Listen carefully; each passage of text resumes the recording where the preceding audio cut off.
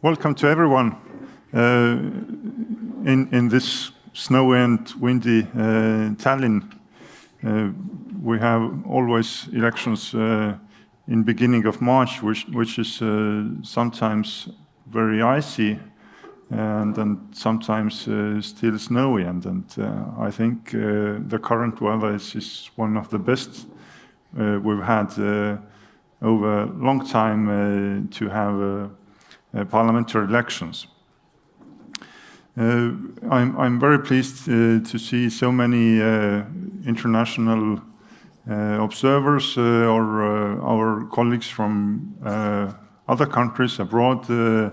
I guess one of the main reasons why you're here is related to internet voting, which we had since 2004, but I guess we have many different issues also concerning voting in polling stations or general participation or level of democracy, which we may see in all countries, not only in Estonia. And I think the seminar with all the presentations will cover a much wider area than just internet voting.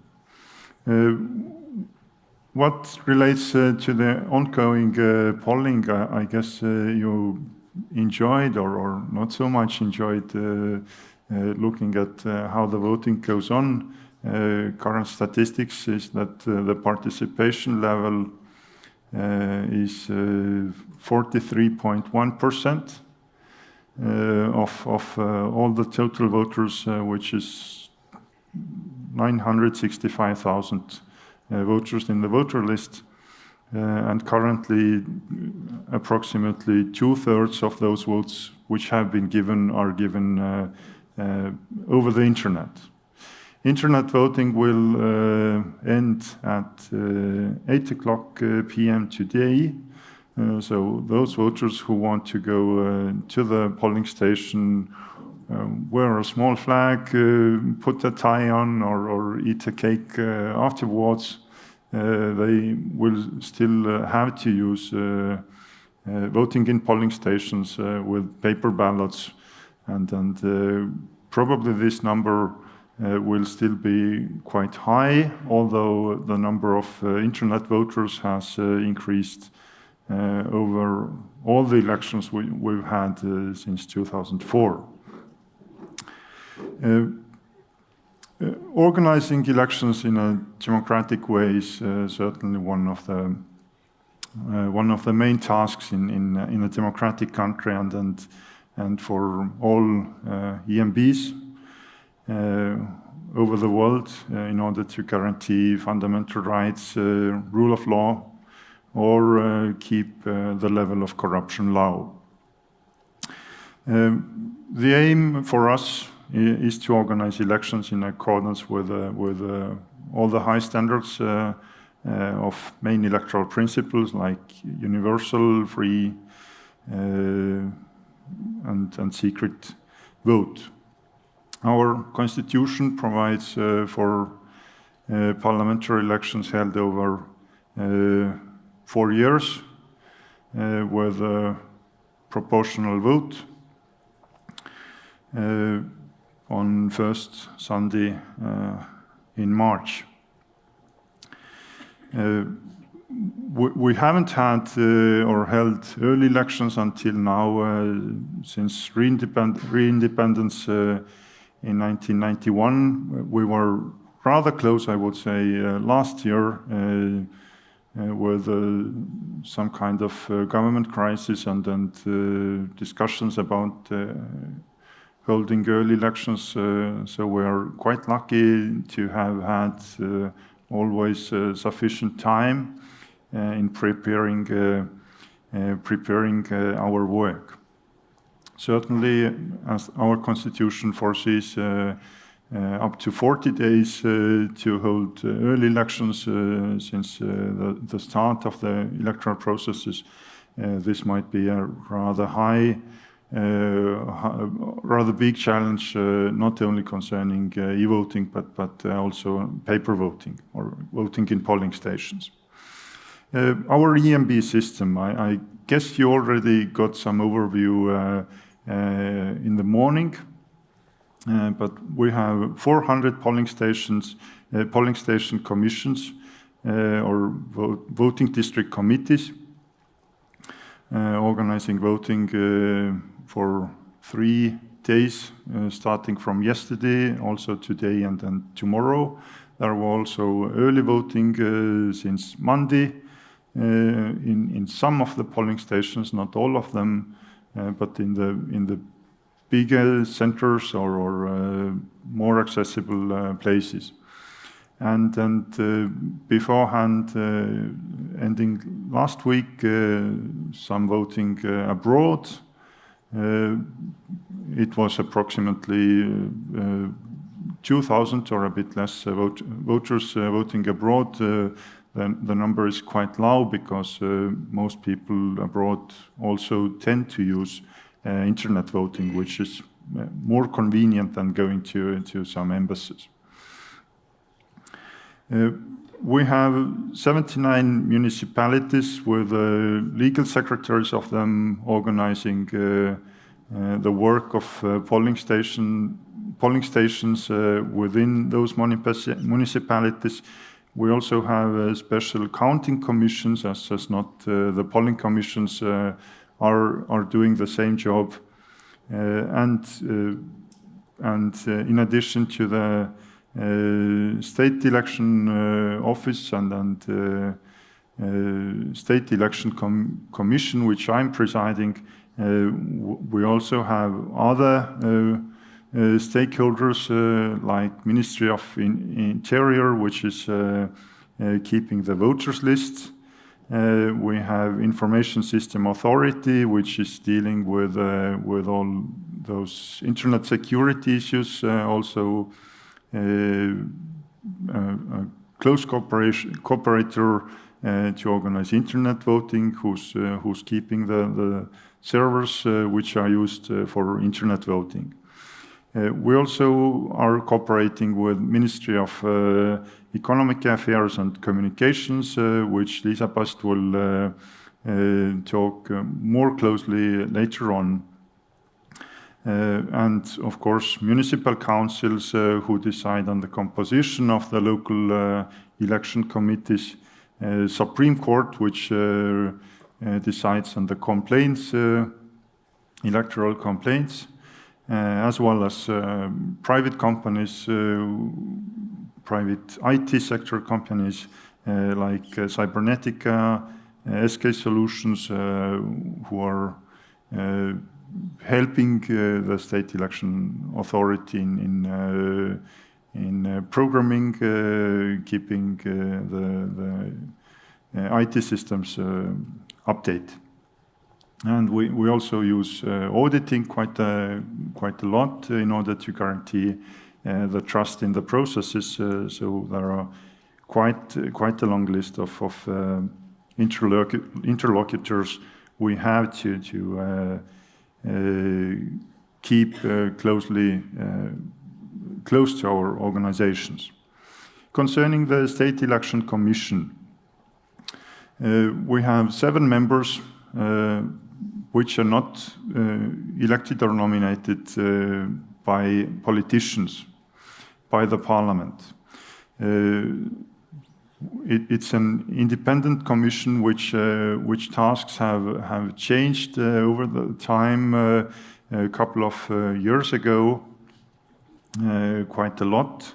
Now the State Election Commission members are nominated either by the Chief Judge in the Supreme Court, who nominates 2 members out of the judges, one from first instance courts and the other one from appeal courts. Then one member of the State Election Commission is nominated by legal chancellor or ombudsman, one by the state auditor, one by state prosecutor, one by the chairperson of the state secretary or government's office, and the last one representing IT auditors nominated by auditors board. That kind of composition has quite a long time, I think, helped a lot to protect the trust or keep the trust level in election administration very high. We have been happy to have already from the beginning of 1990s a very high level of trust in electoral processes, which is now decreasing or backsliding, or there are some cracks. One of the main opposition parties is arguing already before the elections are held that the election results are stolen, which is kind of Trumpism we can see in many countries, and which I guess is a big challenge for many of you as well. What we are doing in order to fight against it or to improve the trust is trying to give more and more explanations in the media for the public on our webpage how all the system works. But this is not easy. First of all, internet voting is a complex issue which can't be explained always in a very simplistic way. Of course, we can explain like having double envelopes with one envelope containing the name and then bringing some similarities to internet voting, but people are not very, let's say, easily trusting those explanations, and there are very few people who could read all the code in those programs, and still there's some kind of chance of having loopholes. But having wide observation possibilities also over the internet, so all the observers don't have to be present here in Estonia in order to observe internet voting, as well as of course auditing are let's say the main points how we can ensure large level of trust. But as I said, the number of internet voters currently is like 2/3 or even bigger. In the end of the day tomorrow, I think it's of course lower, like 50% or somewhere there. But it's still quite a big part of population who doesn't see any problems in the trust level. Currently, what are the main challenges for the election organizers?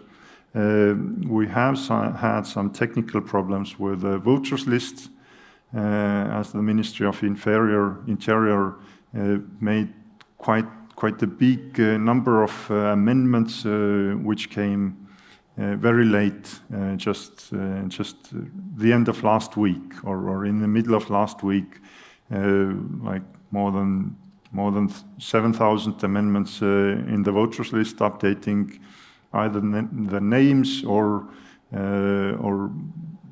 what were the more serious concerns, updating the addresses of the voters, which means different candidates lists also for those voters.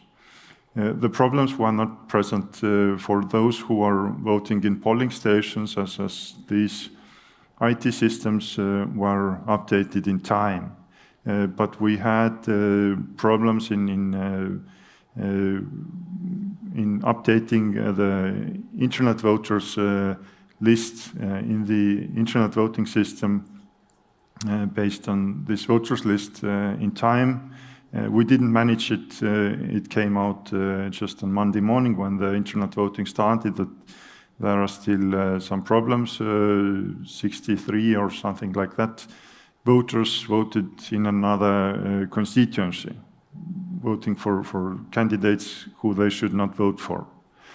Well, the State Election Commission said that those votes can't be considered valid in the end of the election. Those voters have to re-vote either over the internet or in polling stations. We sent emails to those voters.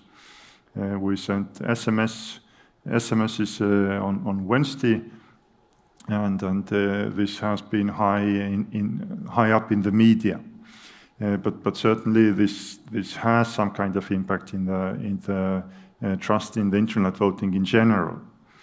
We have had some complaints in the State Election Commission concerning observing elections. Observation is very, let's say, liberally regulated in our election code. Everyone who wants just steps in the polling stations and asks information, can see everything what's going on. So there's no registration necessary, nor can those observers be sent out unless they are, let's say, making some disturbances in the voting. We've had some complaints concerning those possibilities, probably due to some training shortages. Those, well, let's say, not always those observers act in a good manner, in a let's say, like we would like to see them act, but they are sometimes rather, let's say, negative, asking questions which may be considered as disrupting all the processes. We have had also some,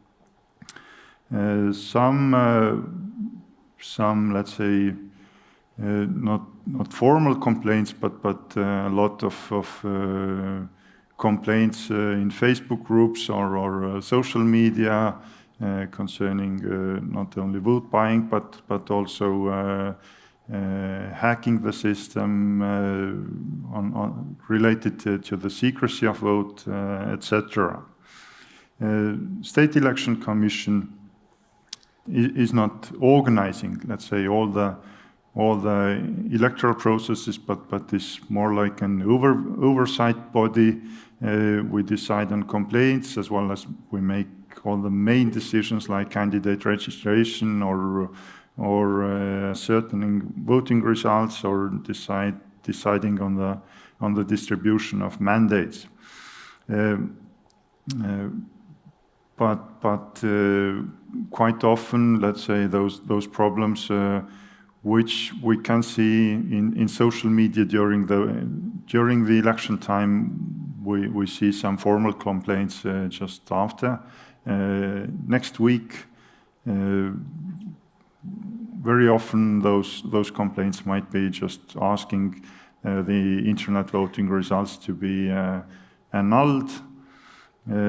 So there's still quite a lot of work for State Election Commission to be carried out after the voting has been closed. Well, I guess I will stop here now. And we will have a discussion in the end of the seminar. I will also give some closing remarks in the end of the seminar before we have dinner here. But now I'm pleased to give floor to Mr. Arne Koitmäe, who's head of State Electoral Office. Please, the floor is yours.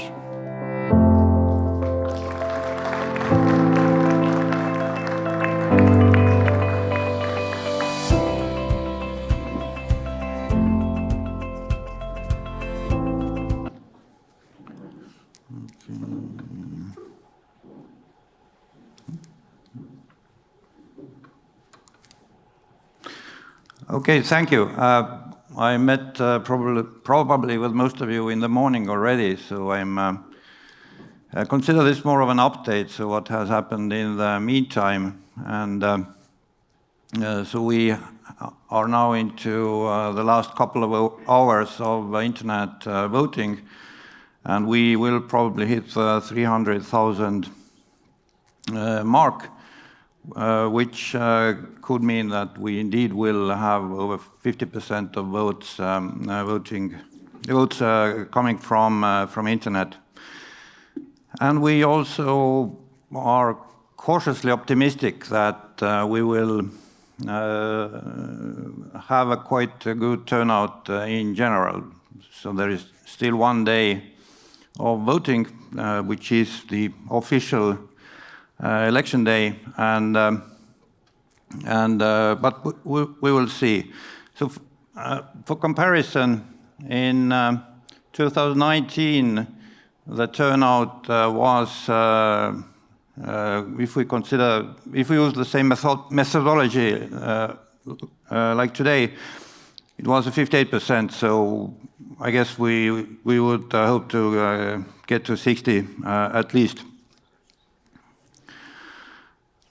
And to put this into more of a context, so we have had quite a big change in participation over the years. Since 1992, the first parliamentary elections when Estonia regained independence, the participation rates were quite high, and there was this big decrease or slump at the beginning of the new century. But now the participation rate has been pretty stable. There is small increase almost every time. So for comparison, you can see other elections data here as well. So the red line shows local government council elections. Traditionally, the participation is there lower, perhaps also because non-citizens can also vote, and maybe they're not all interested in voting. And the yellow line is European Parliament elections voting. So this has traditionally been less popular in Estonia. And also the blue line shows the referendums. So we have had just 2 since 1992. And I also wanted to show the increase in internet voting. So in 2005, we literally had a couple of thousand internet votes that were probably a lot of these people were using their ID cards and for the first time to give digital signatures. So it was really more of a novelty than a popular voting method. But there has been a definite increase since 2011, and since 2019 we have achieved this level where almost 1/2 of the votes are given over the internet. So whether it is a good thing or bad thing, it's a matter of some debate, but so far it works for us and it works for the voters as well. And internet voting also has changed the voting dynamics if we look at the whole election period or election week. So it used to be that advance votes were a definite minority of all the votes cast. But since 2005, after internet voting had been introduced, advanced voting started to rise. And now we're at a situation where almost 70% of votes are actually given before the election day. So it also changes campaigning for political parties, and so maybe it diminishes the meaning of the election day a little, because most of the voters have already voted. But there are still people who definitely want to vote on election day and in the polling station. I wanted to talk a little about candidates and political parties as well. I briefly talked about it in the morning, but maybe it would be interesting to look into the regulation of the Elections Act a little in more detail. So in Estonia, political parties have to be registered, they have to meet certain requirements, but the main requirement is to have at least 500 members. This number has changed over the years from 2,000 to 200, and now we have settled at 500 members. And they then can submit candidate lists to elections. And there is a set limit, so you can have 125 candidates at most. So we get this number in a way that we have 101 seats at the parliament and 12 constituencies. So you, in a constituency, you can have as many candidates as there are mandates, plus 2. So 101 plus 24 is 125. And the candidates are then arranged in constituency lists. So every party creates one list per constituency, and in addition to this we have a national constituency, and for that they create a single national list, and they also fix the order of the candidates. Another issue that political parties must face, and I guess it is quite a problem for parties that haven't participated in the elections before, is the deposit. So they have to pay a lump sum of 656 euros per candidate. And if you go out with a full list, so it is over 80,000 euros all in all. So it's quite a large sum of money, and the only consolation is that you can get it back if you pass the 5% national threshold. But if you don't, then this money goes to the state. However, if you get votes at least 2% nationally, then you get certain amount from state budget. And if you get 4%, then you get more. And if you get 5%, of course, then you're likely also to get into the parliament. And candidates in parliamentary elections have to be 21 years of age, Estonian citizens, and there are certain restrictions that they have to conform to. So they have to have full legal capacity, they cannot be serving a prison sentence, and they cannot be members of the defense force. And there is also one more restriction, so the party member cannot run as a candidate in another party's list. So this rule has been enforced basically since 1999, and the reason for that is that the election law before that allowed for political parties to go to elections with joint lists. So 2 or sometimes 3 parties could present one single list, and that was changed in the law, I would say quite suddenly.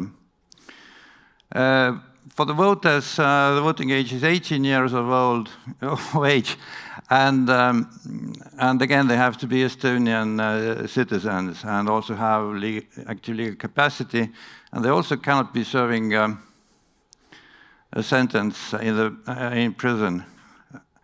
And this last rule is, of course, quite problematic, but so far the Parliament has not addressed this rule. Well, maybe someday. So all in all, we have almost 1,000 candidates, a little less than last year. The reason is that there's one less party, and even though in 2019 some of the party lists were not full 125 candidates, but the increase is quite small, really. And we have 10 independent candidates, so everyone can run as a candidate. There is no restriction besides paying the security deposit. And so far, no candidates have managed to. No independent candidates have managed to be elected to the Parliament. And finally, just a couple of words about how the results are determined and mandates are distributed. So this is a quite complex system that we have in Estonia, and actually not a lot of people know how it works. I think I do. Sometimes I have my doubts. But in a nutshell, so every candidate can be elected on the basis of their personal result, so how many votes they get. If they get the votes equaling to the simple quota, which means you take the number of votes in the constituency and divide it by the number of mandates. So if then the candidate gets elected, irrespective whether the candidate is an independent, if the party itself crosses the 5% national threshold or not, this guarantees a seat at the Parliament. In practice, it is more difficult to do than it seems at first place. But in 1992, indeed, there were two candidates that got elected, even though their parties did not participate in distribution of the mandates because they didn't achieve the 5% threshold. Most of the mandates are distributed at the constituency level. So there's a proportional system. So as I said, we have candidate lists, and amongst those lists, the candidates that get the most votes are elected. So it's actually quite simple. So where it gets complicated for the average voter and for pretty much everyone is the final step. So since we use the largest remainder system, there are always some leftover votes. So the remaining seats are distributed nationally. And here we have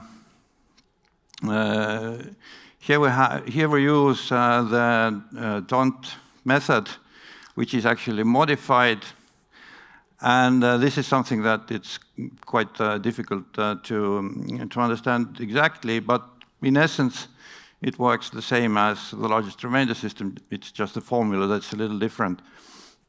And here again, one of the biggest differences is that here the candidate lists are closed. So the remaining mandates are distributed to parties, and the candidates that the party has put on top of the list, they will get elected.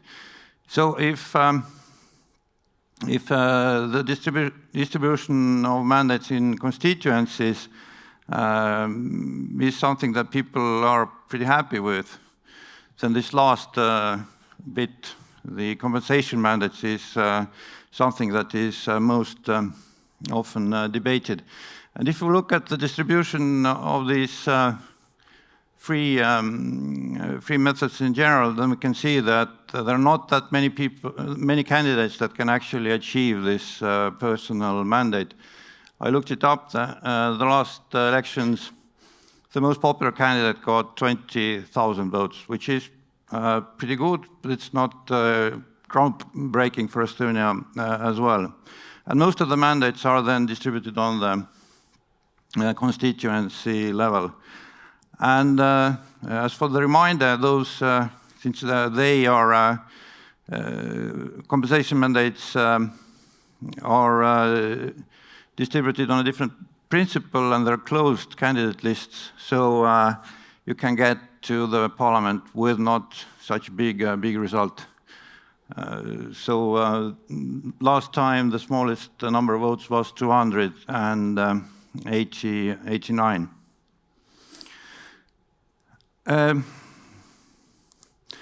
So this is what I wanted to add to the morning's discussion.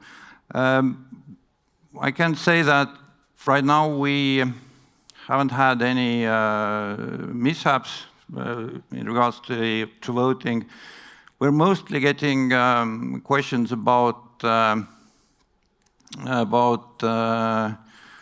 whether people can vote with smart ID and smartphones, and the answer for both questions, these elections, is no. Maybe in the future, so we can see that even though internet voting requires quite a lot of attention from the technological point of view, so the technology changes so fast that people are already asking for new voting opportunities. And other questions are just mostly about where they can vote, what voter ID is required, and so forth. So that's more or less expected. I think we have time for some questions. So if you have any questions about anything elections related, then I will try to answer these. So the gentleman in the back. Do the political parties have to disclose their sources of contributions and disbursements that they report as well, besides just nominating candidates? You mean their expenditures and sources of income? Yes, so they have to do that on a regular basis. It's these days it's not as much election related, but they have to do this quarterly, so regularly. And they have to disclose both where they get the money from and what they use it for. And there is a separate committee, party financing, party financing overseeing committee that that oversees this. So here the main restriction is that in Estonia only private individuals can donate, and donations from companies, and of course the state is not allowed.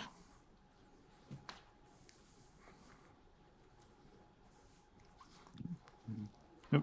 So there are no special accounts for campaign finances for the parties, but just on a general basis they have to report. So yes, please, other questions. Thank you. I have one question regarding to the complaints and regarding to the procedure of Supreme Court. Usually the procedure of Supreme Court in your country, in my country, it's a long distance, yes? It's a long distance. But during the elections, how many complaints was addressed to the Supreme Court? And do you have a special procedure of for this kind of complaints? Because in my country, maximum in 3 days, Supreme Court have to issue its own decision. Yep. Maybe I take this question. for myself, well, well, usually it's somewhere around 20 or 30 complaints per elections, which are submitted to the Supreme Court. First, if you are complaining on some procedures in local level, in polling stations, you have to submit the complaint to the State Election Committee. State Election Committee has five working days to decide on the complaint. Then a complaint or appeal may be submitted to the Supreme Court within 3 days deadline. And the Supreme Court itself has also quite short deadlines. 7 working days is for deciding on any kind of election-related complaint. Although if they consider the legislation to be unconstitutional, they may take a bit longer time, 2 additional weeks in order to decide on the constitutionality, because the Supreme Court is also a constitutional court and can nullify legislation. Just a further question about campaign financing. You mentioned the quarterly reporting requirements. Are there any expense limits on what parties or candidates can spend during an election campaigin? And if so, how are they determined? Yeah, there are no limits. So the limit is the amount of donations and income that the party has. So they have to show where these expenses, how these expenses are covered. But there is no limit, and right now there is no limit on campaigning at all. So all advertising is allowed without any restriction, without any limitations, and the election day has the same rules now. Except in polling stations where campaigning is not allowed, but in front of the buildings, it's quite obvious. You will see tomorrow some campaigning going on just in front of the door of polling station. Yes, please. Yes, hello. My name is Lolita Sigane. I am with OSCE ODIHR election expert team here. I just wanted to ask whether there are any new steps you needed to take in election administration in the connection of security situation, meaning Russia's war on Ukraine.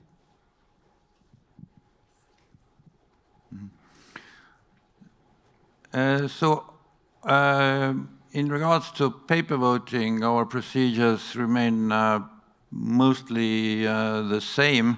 So we do have some security rules when we distribute materials like ballots and seals. In terms of cybersecurity, Lisa is going to talk about this in more detail than I can. But I mean, the short answer is that elections in Estonia today are not that difficult from a non-election day. We have to be ready for cyber attacks in general right now. Well, thank you. If there are no questions now, we can take more questions to Arne in the panel in the end of the day. And now thank you, Arne. And the next speaker will be Ms. Annika Arras, who's a political strategist and campaigning expert who has been heading the campaign of Reform Party years ago. Quite many times, and has been giving advice or training politicians over the Europe, I would say. She's from consultancy Milton New Nordics. Please. Thank you.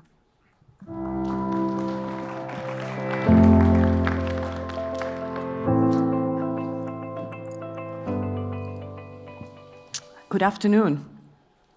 You know that you are a very special audience because I think one way or another you all like elections. This is something we can't say about every citizen in any country of the world. Well, in my case, it gets even worse. I also like political advertising. It even excites me.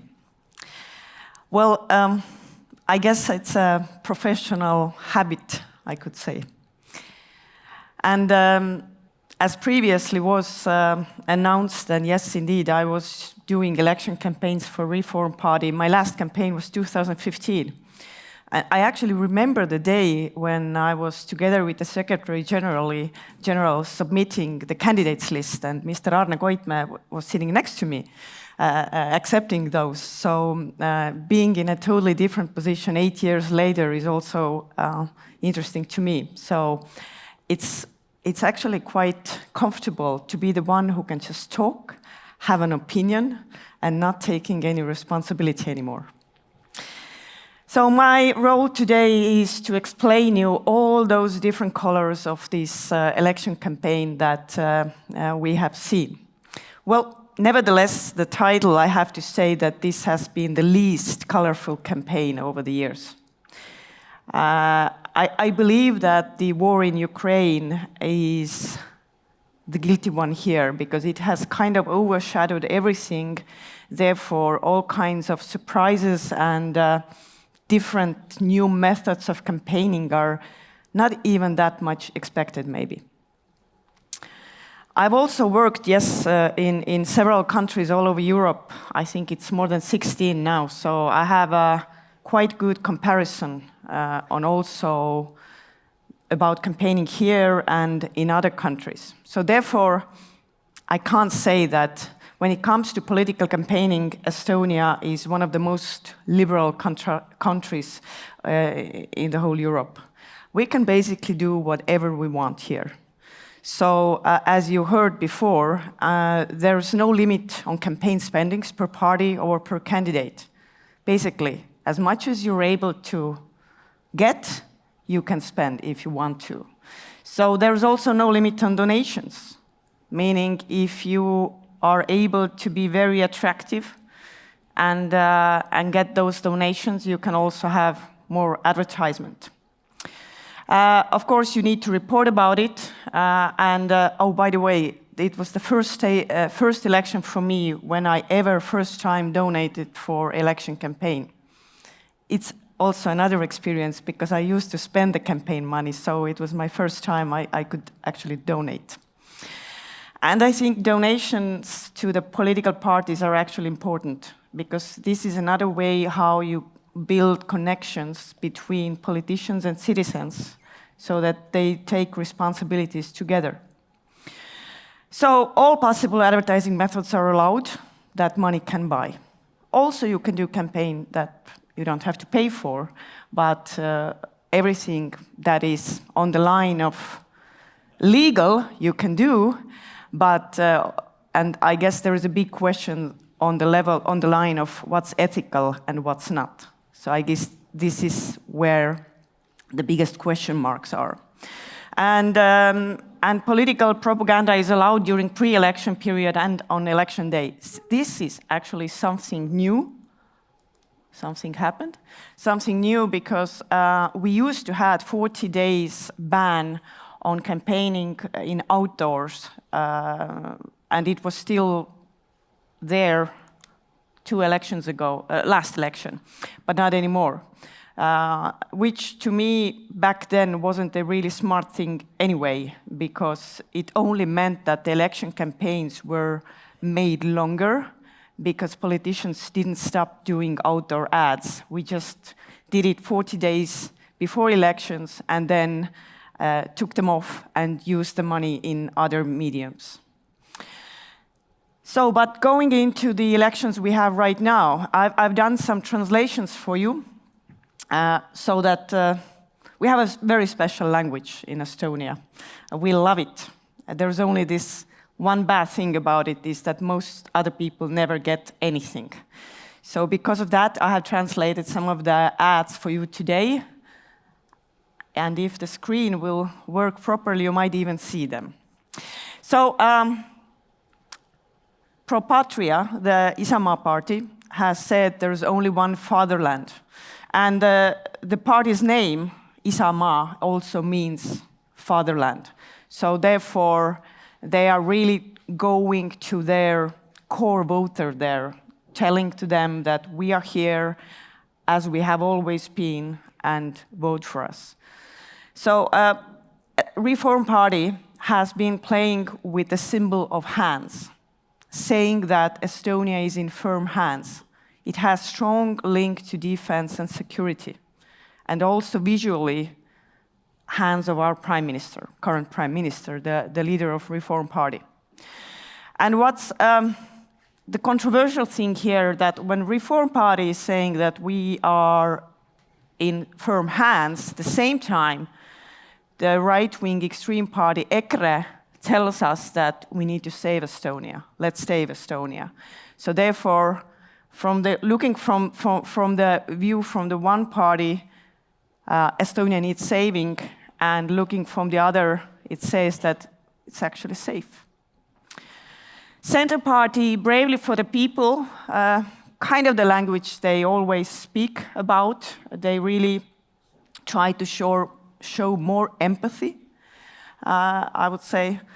And the newest party is probably Estonia 200, who was at the elections already in 2019, but then they didn't pass the threshold, and we can still say that they're fairly new, are saying it's possible with us. So they really are using this element of being the new ones.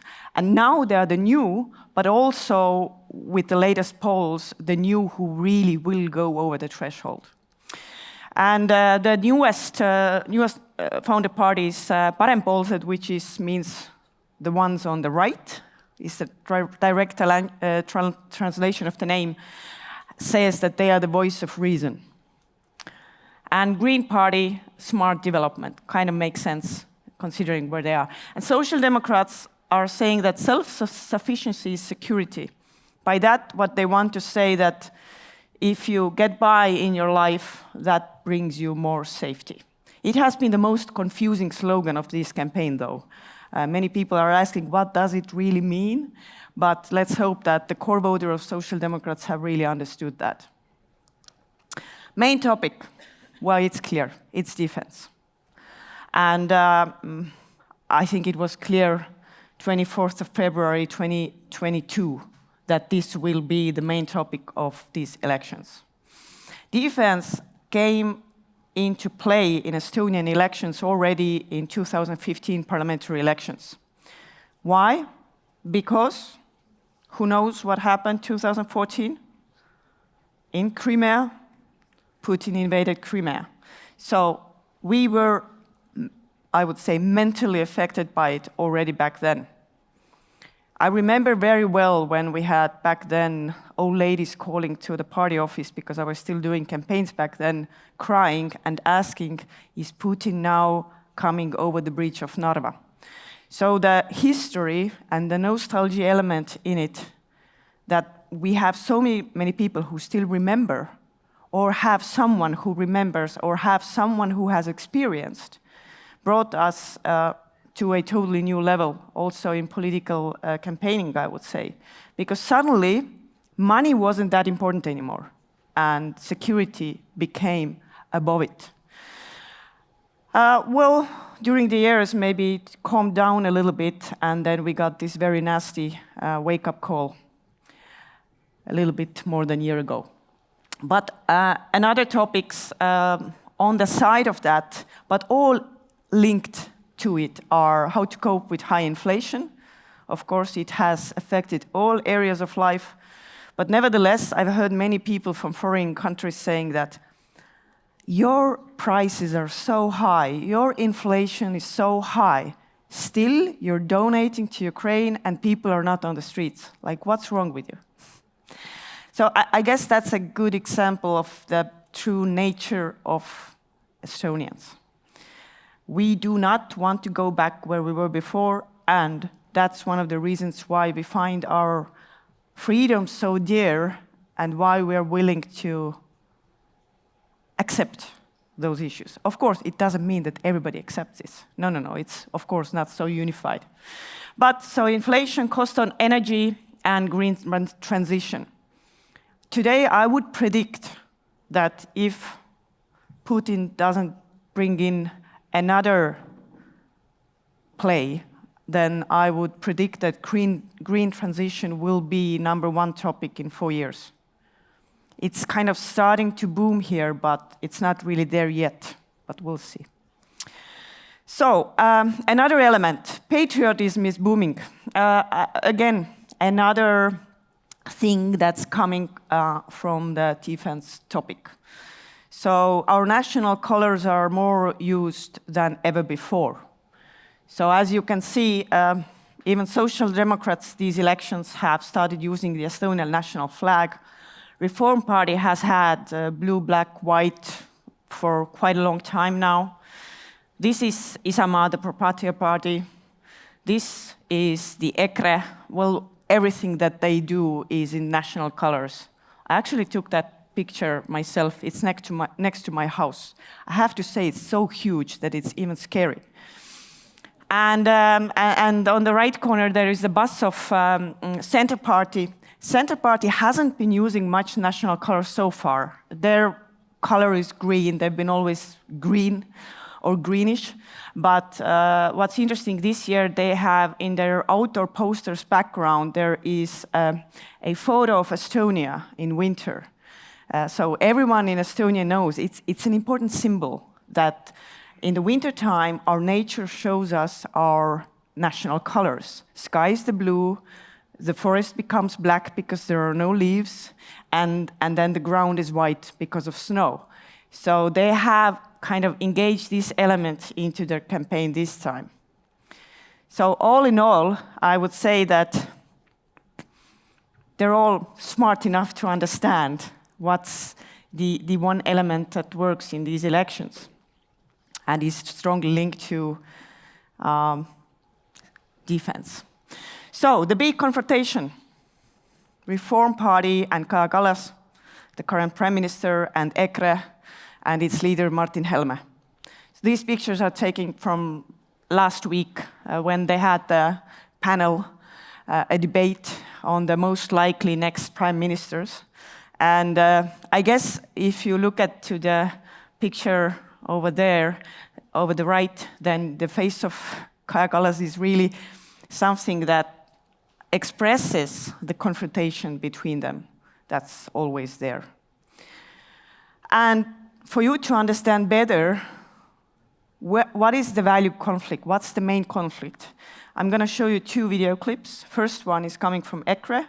It has subtitles in English, so you will be able to understand it, and then the Reform parties will follow with the same way.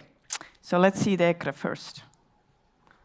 Liberaalsed parteid tahavad vihakõne seadustega jõustada tsensuuri ning lubada samasooliste abielu koos lapsendamisõigusega. EKRE seisab selle eest, et valitsus ei astuks rahva enamusele vastumeelseid samme. Kaitseme sõnavabadust ega luba kehtestada uut vaikivat ajastut. Kaitseme lapsi sotsiaalsete eksperimentide eest ning hoiame abielu naise ja mehe liiduna. Anname rahvale õiguse algatada referendumeid ja valida presidenti. Päästame Eesti. So this is how, or this is from what EKRE says they need to save Estonia from. But let's look at the Reform Party's video as well. Nendel valimistel on kaalul kõige olulisem, Eesti julgeolek. Kes soovid, et Eesti on avatud, sõbralik ja läänemeelne riik. Või moodustavad valitsuse äärmuslased, kellele ei meeldi meie tänane Eesti, kes ei hooli Euroopa Liitu või NATOsse kuulumisest, headest liitlassuhetest ega Ukraina saatusest. Midagi ei ole veel otsustatud. Ainus hääl, mis päriselt loeb, on see, mille annad valimistel. Sinu hääl otsustab, kas järgmise valitsuse moodustab Reformierakond või EKREIKE. Tule valima ja vali Reformierakond, vaid nii on Eesti kindlates kätes. So this is the big confrontation. One side is painting a really dark picture of Estonia, and another side is saying that it's possible, we're in safe hands, we're an open, modern country. And that's the big divide that we have right now. Of course, what you saw before in EKRE's ad is, to Estonians, there's nothing new, because we've heard this for quite a while now. Also, it's not much new when you look at the most right-wing extreme parties all over Europe against LGTB, protecting own national interest. It's all quite similar, I'd say. And of course, this is everything that doesn't represent the values of Reform Party or Social Democratic Party, or I would say slightly even Center Party, and definitely not the newest party, Estonian 200. So therefore, this has created a little bit a different kind of environment to the whole campaign.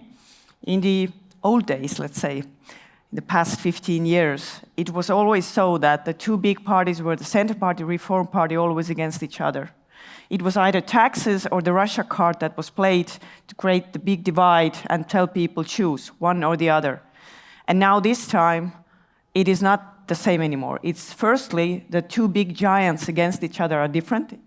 It is now Reform Party and EKRE.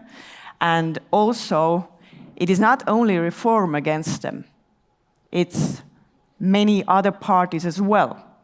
And many of them have also said that they will never ever go to the same coalition with EKRE, which means that the biggest question today is not so much anymore who's going to win.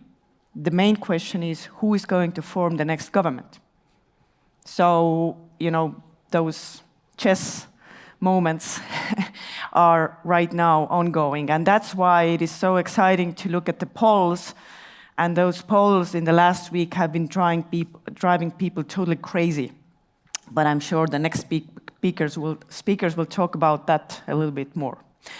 But let's move on. Something new. There's always something new. And I guess this time, when we talk about political advertising, the new has come from Estonia 200 party, Eesti 200, who has really taken the methods of campaigning that's out of the ordinary. So they made this superstar world, I would say, and they say that it is possible with us. Let's look at their ad as well. Eesti vajab muutust. Eesti 200 on valmis. Uued ideed, uued inimesed. Uus poliitika. Eesti 200 asub võitlema kõikide võimaluste Eesti eest, sest meiega on kõik võimalik. Eesti 200 Riigikogus alates 5. märtsist.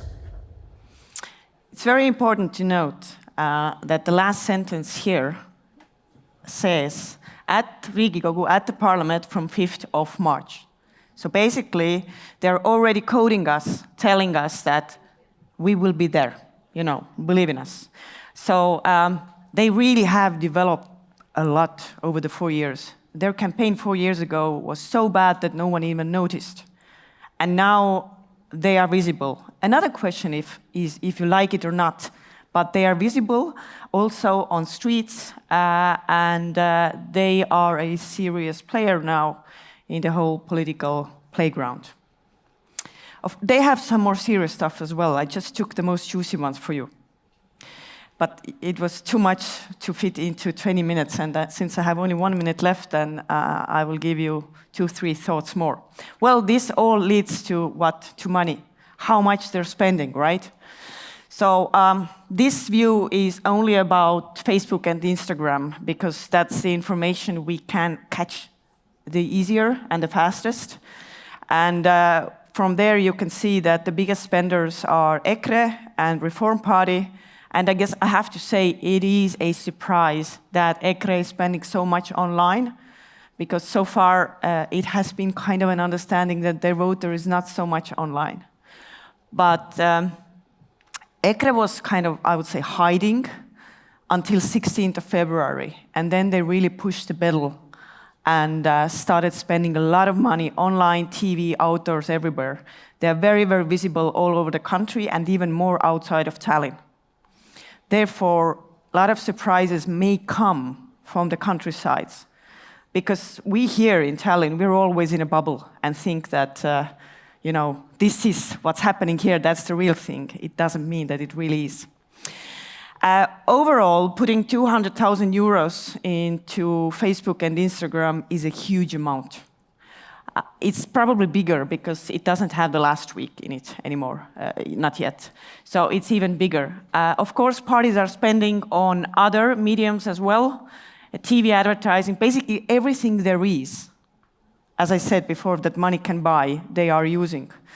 I'm predicting that the biggest campaigns will be between 1 million to 1.5 million euros. And these are EKRE, Reform Party, and Estonian 200. Rest of them probably will remain a bit under 1 million, and the smaller ones maybe few hundred thousand, sorry. So parties are spending quite a lot, but I have to say that years ago they spent even more. So overall, I think prices have gone up, but spending's not that much. And few last thoughts. Estonian civic society, and not only civic society, but also companies are taking a stance. More and more, we as citizens are trying to kind of activate our friends and colleagues to go out and vote, and companies do that as well. So this one here on the left is actually a burger firm. It's called Viljandi, VLND. Young people who are very well connected to the youth. So they took the responsibility to tell them that please come to vote. So they have gathered about 5-6 known persons who tell them why it is important to go to vote. So this one here is Estonian Debating Association, I guess. And together with some think tanks like Praxis, they are doing Smart Voters campaign. Again, telling people to go to vote. And then this one is SALK. SALK was created about, I don't know, was it like 4 years ago or something, or 3 years ago, exactly against what EKRE was doing. So it was created to help the LGBT community in Estonia when they wanted to make a marriage between men and women into constitution. It was about to become a referendum. So that was what pushed it. But they have continued, and now they are overall making ads and investing quite a lot into it to tell people it is very important to go and vote. Currently, what's going on, it's called mobilization. In American campaigning terms, it's GOTV, get out the vote. So that's what's happening right now. And these two from the left, that's Reform Party's ad from online, and from the right, it's EKRE ad. Well, they basically look similar. And they even talk about the same thing. So the left is saying nothing is decided, last polls show EKRE is in lead, Reform Party is the only one who can beat them, vote. And they're saying, poll shows winning depends on few votes only, come to vote for sure, you will save our country from Reform Party strangling hands by choosing better future and voting for EKRE. So that's very typical in Estonian campaigns, that in the end everybody starts using the numbers that coming from the polls, saying that a little bit more, we only need your vote. It is possible to win, you just need to go and vote now. So that's typical activation. So that's it. I'll leave you to think about it with the photo that I got from the Estonian newspaper Postimees this morning, which was very powerful, I would have to say, because this really describes emotionally that big confrontation that we have in these elections. Thank you very much. Thank you, Annika.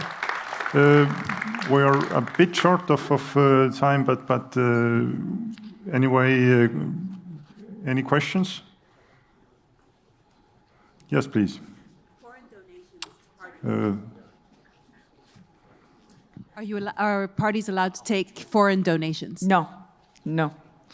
That's illegal. No, nothing from foreigners. If you donate to a party, you need to identify yourself with an ID code, and then parties need to report it. And also, if you do individual spendings as a candidate, you also need to report it. Otherwise, it's illegal. You will be in trouble. Yeah. As well as legal entities, legal persons are not allowed to donate, so you have to be a physical person with Estonian citizenship. Yeah, other questions? God, everything was clear. Not for now, Thank probably later on. Thank you, Annika. And now the next speaker will be political scientist from Tartu University, Martin Mölder from Johan Skytte Institute of Political Studies, and Martin is a research fellow in comparative politics. Please.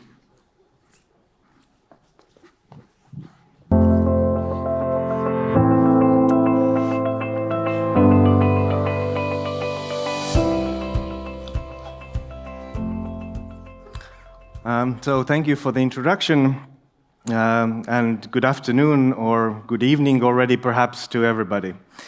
So what I want to talk to you about is how the Estonian party system at the elections of 2023 looks like from the perspective of voters. How the ideological landscape looks like, where are the voters located, where are the parties located, and I want to end perhaps with a few thoughts about what the results would be tomorrow. But before I get to that, I want to talk a bit about the history of the party system, because to understand the situation now, we have to go a few years back. So I think the current phase in the Estonian party system began to develop about a dozen years ago. So in 2011, we had elections which gave us only a four-party parliament, which was quite an exceptional situation because 6 or more parties had been the norm previously. And not only did we have 4 parties in parliament, but one of the parties, the second biggest party in the system, the Centre Party, was kind of blocked from competition. So nobody was willing to cooperate with the Centre Party because of their controversial leader, Edgar Savisaar, first and foremost.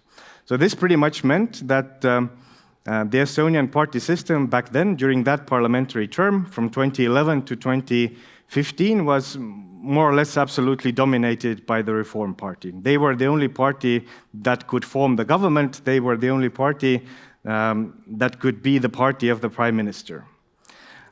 So I would say political competition in the party system was pretty much at a low point back then. Not many coalition options were possible. One party could set the tone of politics. And in parallel to that, quite a bit of discontent started to brew within the electorate, within civil society.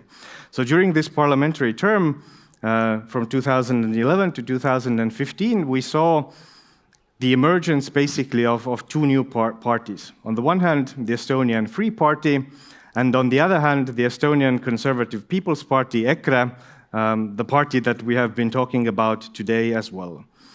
And both of them were successful at the 2015 elections. Both of them entered parliament. So again, we had a 6-party parliament. But nothing big in the party system changed yet. Of course, there was a lot of controversy over EKRE entering the parliament, but let's say the ice did not start to move yet. But it did start to move in 2016 when the Centre Party changed leadership. So the old controversial leader, Edgar Savisaar, was replaced by Jüri Ratas, who is leading the party also now. And that meant that the party immediately became a viable coalition partner. The 2 smaller coalition partners of the Reform Party abandoned the Reform Party and immediately formed a coalition with the Centre Party. So the system became a lot more competitive overnight. And the Jüri Ratas government, which formed, it endured until the 2019 elections. And in parallel, what happened, like one of the parties which entered parliament, the Estonian Free Party, they slowly disintegrated. They were not able to start functioning as an organization, but EKRE slowly built up its support. It immensely increased its vote share by the 2019 elections. It entered parliament as the third biggest party and was included in government, which again kind of produced a lot of controversy in the public sphere. And this controversy, let's say, has been brewing and building up in the kind of lead up to these elections as well. So basically, what we see now, what we see today is the end result of these developments and the whole kind of clash between the Reform Party and EKRE is kind of, let's say, the pinnacle of these developments. So where are voters located? So this is kind of a map which shows how the supporters of Estonian parties have moved on the ideological landscape. So on this figure, the horizontal dimension from left to right is a liberal conservative dimension, and the vertical dimension from bottom to top is the left-right dimension. Usually you see this the other way around. I switched the dimensions so that the more defining dimension would be on the horizontal axis. You see the parties, or the supporters of the parties, how they have self-identified and how they have moved on this landscape from 2016 until the end of 2022. And the circles kind of indicate the territories where the voters of these parties have been located at. And you see that, basically over the years, the landscape has spread out on the liberal conservative dimension. So the supporters of EKRE have slowly become more conservative in their self-identification. The supporters of Fatherland, Isamaa, have also become clearly much more conservative in their self-identification. And in parallel to that, we see that the supporters of the Social Democrats and the supporters of the Reform Party have become much more liberal in their self-identification. So we see how this, let's say, this competition or controversy between EKRE on the one hand and the Reform Party and the other liberal parties on the other hand has kind of stretched out the ideological landscape. And Fatherland and the Centre Party, they somehow, let's say, remain in the middle. And later, perhaps, if we talk about who could form a government, then these two parties are,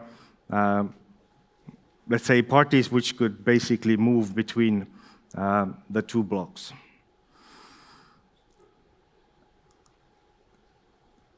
These developments are also reflected in how, let's say, the supporters of different parties either like or dislike other parties. So this table, perhaps it's a bit hard to read, but just follow the colors. So the rows in this table represent voters of different parties, and the columns represent how much they like or dislike other parties. So the diagonal here is how much the supporters of a party like their own party.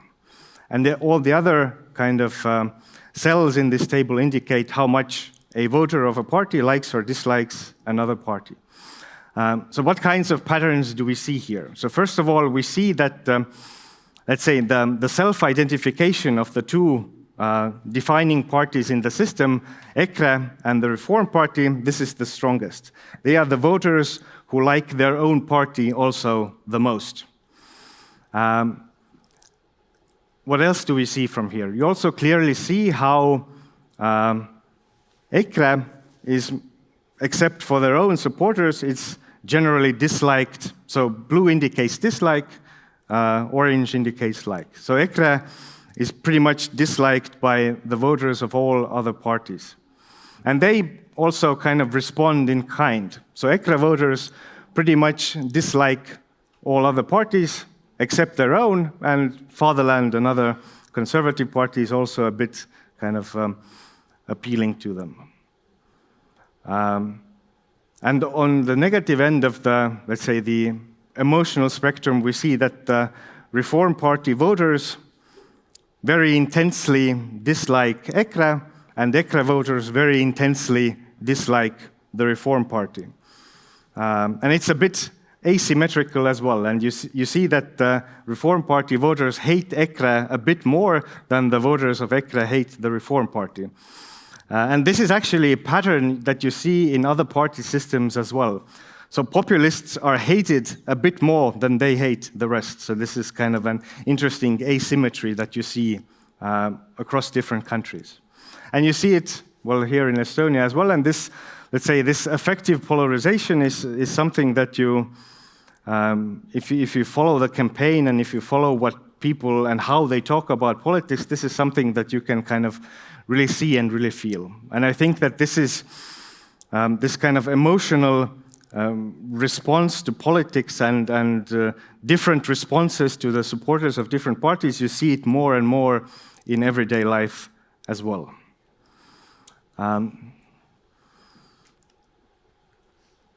So going more to these elections. So what I want to show you here, I was part of developing a vote advice application for one of the daily newspapers, Postimees. And this vote advice application not only does it give voters kind of a chance to find their most preferred party or most preferred candidate, it also gives us a lot of information about how the political landscape looks like. So this vote advice application is candidate-based. Basically, it means that all candidates who run at these elections were given a chance to fill out a set of questions which were more, let's say, about their general values and principles rather than particular political issues at these elections. And after they had filled this out, this survey was also opened to voters. They could fill out the same questionnaire, and the application would basically give them kind of an indication of what their closest or furthest away candidates were in their particular electoral system.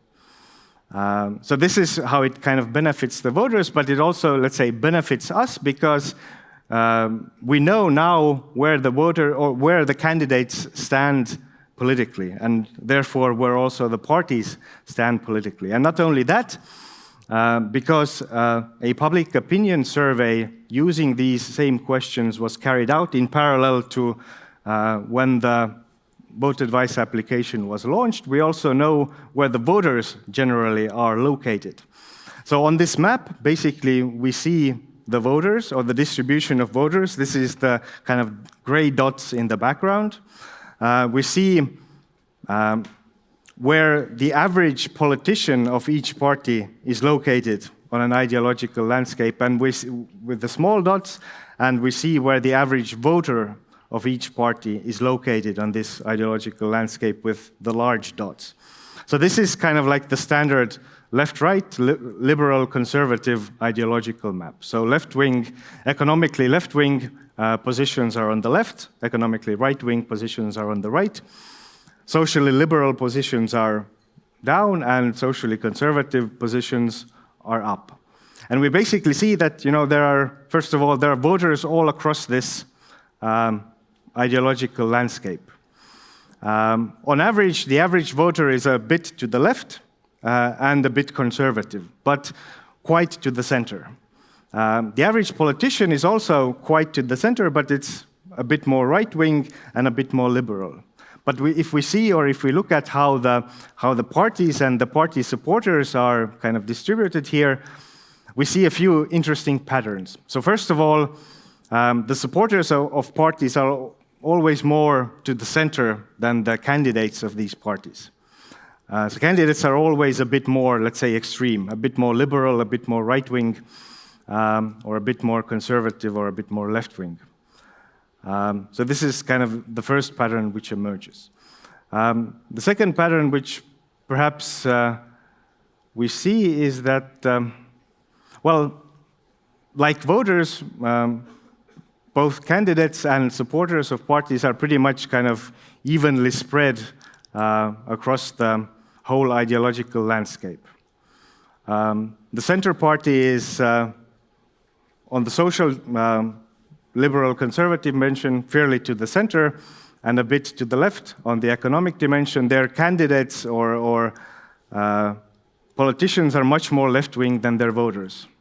EKRE is clearly conservative on the social dimension, left on the economic dimension. Fatherland, their candidates tend to be right-wing, but their voters slightly left-wing. The Greens and the Social Democrats, both we see in this liberal left-wing quadrant. The average Reform Party supporter is quite centrist economically, but their candidates are fairly right-wing. Estonia 200, also here quite close to the Reform Party. One of the newcomers, perhaps this is maybe the most interesting feature on this landscape, the right-wingers, or those on the right, which were also mentioned before, one of the new parties which tries to enter parliament now, they try to define themselves kind of very clearly as a right-wing party. And they also succeeded. I mean, their candidates are, on the left-right dimension, extremely right-wing. But the bad thing is that, as you see, almost no voters are there in that region. So they perhaps define themselves a bit far to the right, and I would say this is maybe one of the reasons why they are kind of struggling now to gather support, because in Estonian politics there are simply no voters who are as right-wing as their candidates are. So this is kind of like how the ideological landscape, or one way of looking at the ideological landscape of these elections is. And perhaps let's end with kind of a few words on polls. So this is kind of a short overview of how the support for different parties over the last 2 months has developed and what's their position in the run-up to the elections. As Annika mentioned, there's been a lot of controversy about polls, especially during this week. Different polling companies show different results, and often the kind of the gaps between the results are considerable. But there is one thing that I think all of them pretty much agree on, and this is that the Reform Party has quite a comfortable lead, and that they will most likely win the elections, or almost certainly win the elections. Their support perhaps has been dropping a bit, according to these polls over the last few months, but all signs show that they will do their kind of usual election result of around 29%. Even although the very latest, or some of the very latest polls show that they have gained a bit of support over the last week.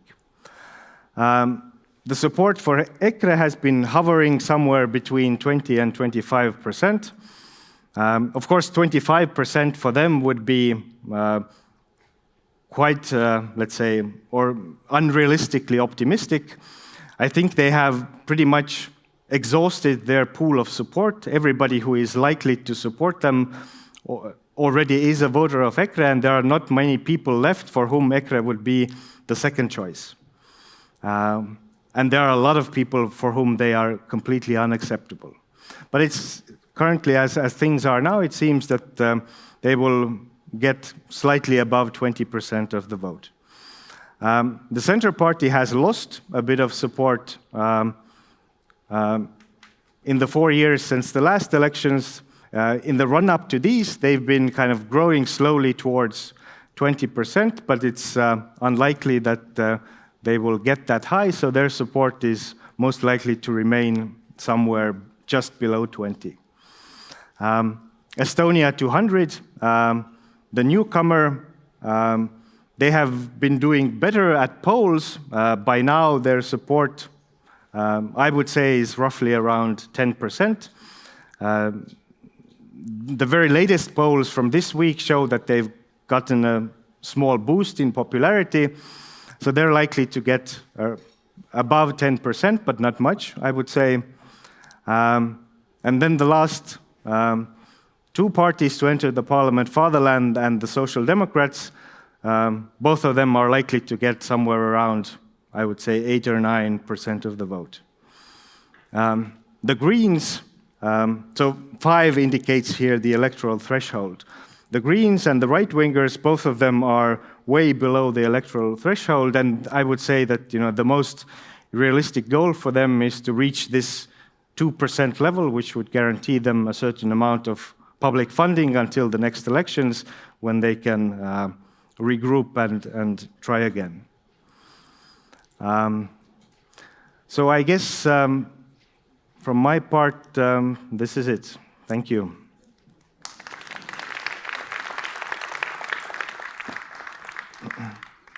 Yes, thank you, Martin. Now some questions. Yes, please. Yeah, thank you very much. Which is the number, the percentage of undecided at the moment, let's say, I don't know, today or last week before the elections? Well, this differs again a bit across polling companies, but it's pretty much in the range of what it was at the last elections, so around 35%, maybe a bit more. Sorry?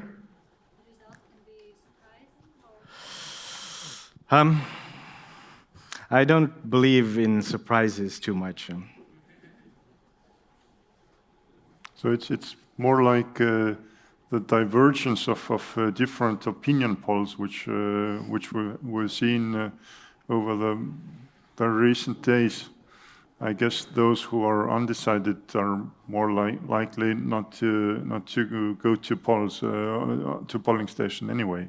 Yes, and for these opinion poll numbers, they have been kind of taken out of the equation. So if a person says that they don't know who they will vote for, they are considered as a non-voter, because chances are that they will not end up voting.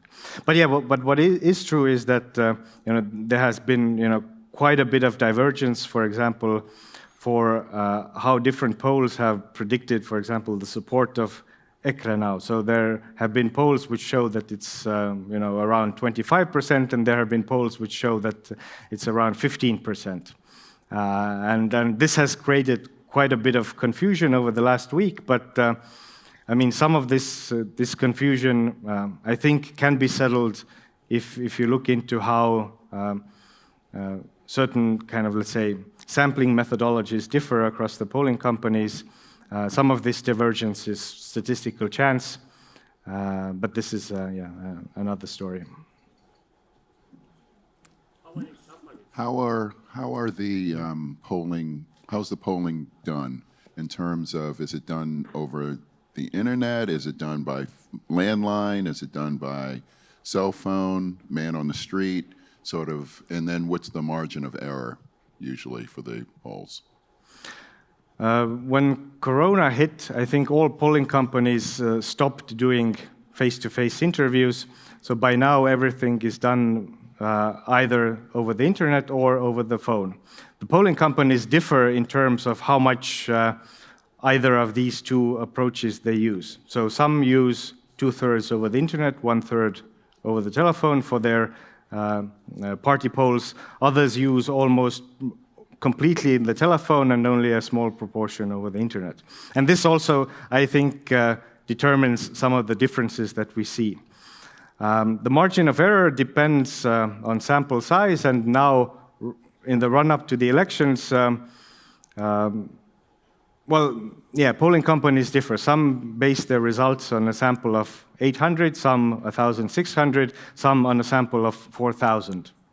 So this gives, let's say, a margin of error of, let's say, ranging from maybe ±4% to plus-minus between 1 or 2%. Yes, please. Do you have any legal regulation regarding to the exit polls? Exit polls? Yes. No. Can anybody do it? But these are not, you mean polls done on the election day at the polling stations? I mean, these, as far as I know, they're not regulated, but nobody does them anymore because e-voting and early voting make it rather pointless, because less than half of people will go to the polls on election day, and your exit polls will not tell you anything.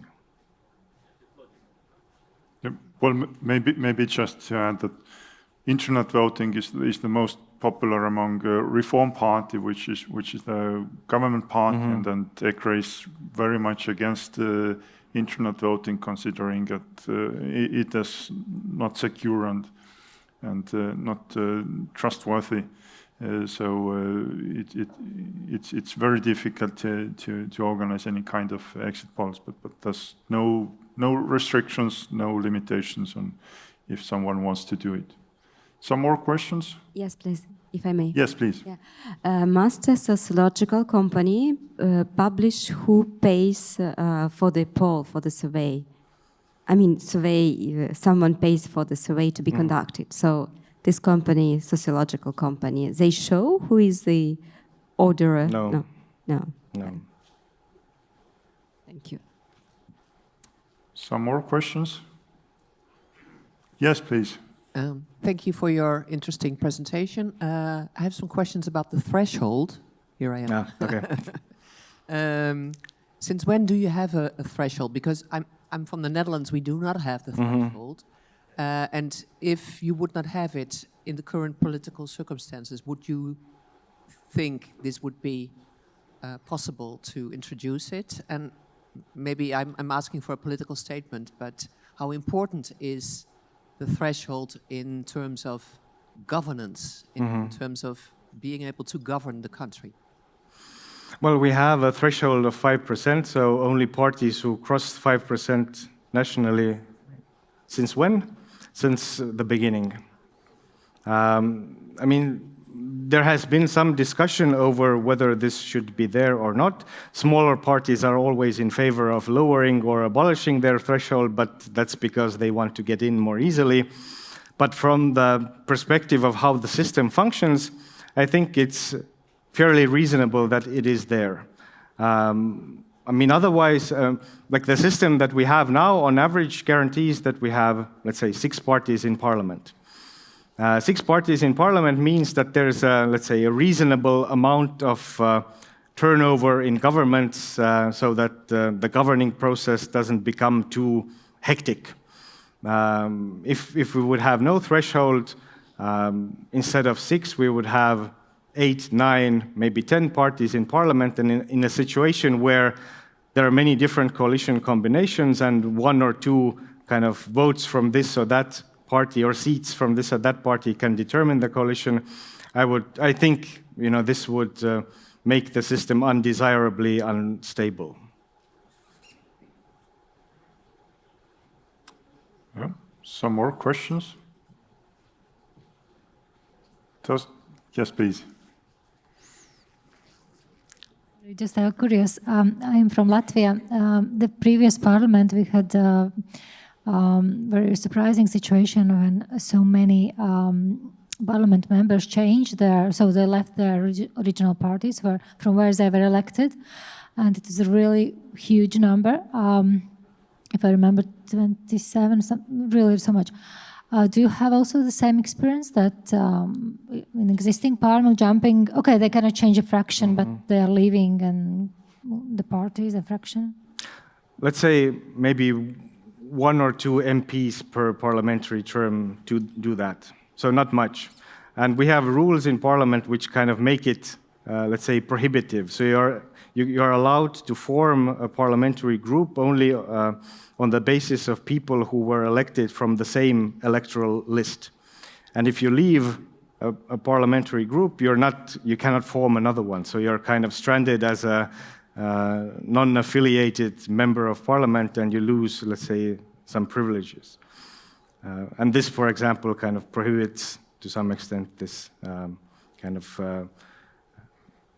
movement between factions or faction splitting and so on. It was a kind of big issue in 1990s, I guess, and after that there were more and more restrictions foreseen in the Parliament Procedure Act, and now currently I think it's just those 2 per 4 years who changed their party affiliation in the Parliament.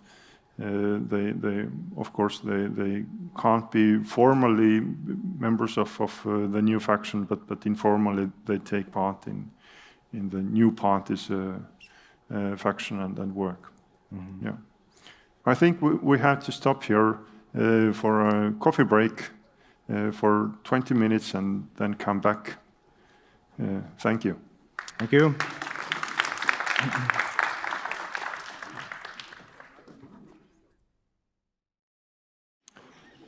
Okay, let's continue.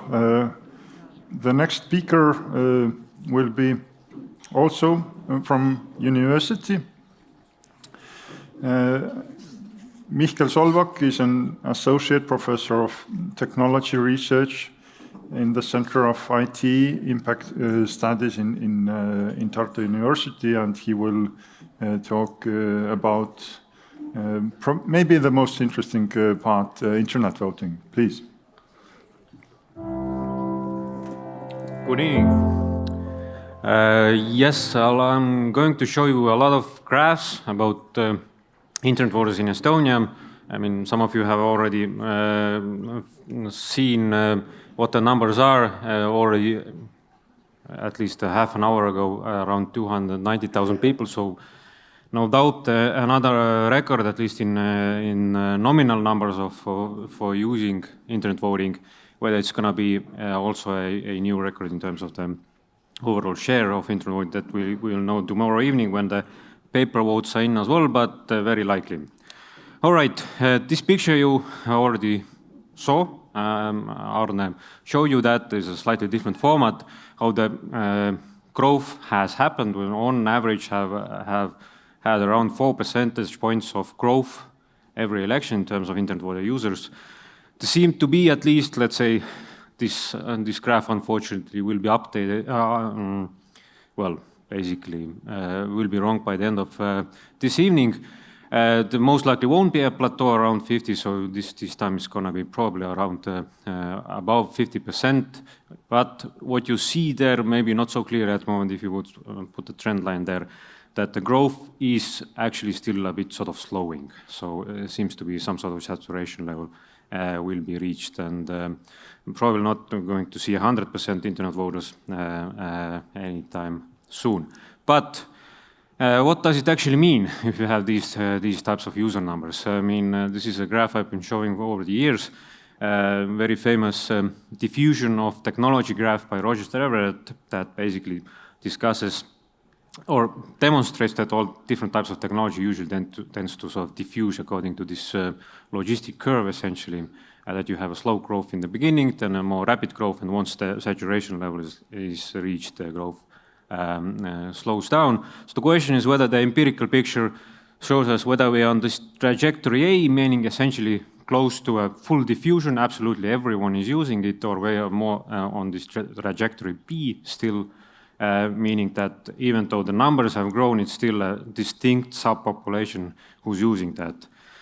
And then when I show this picture, I mean, I usually get comments like, okay, 50%, close to 50% usage, and you're asking whether it has truly diffused. That's only a question a social scientist can ask.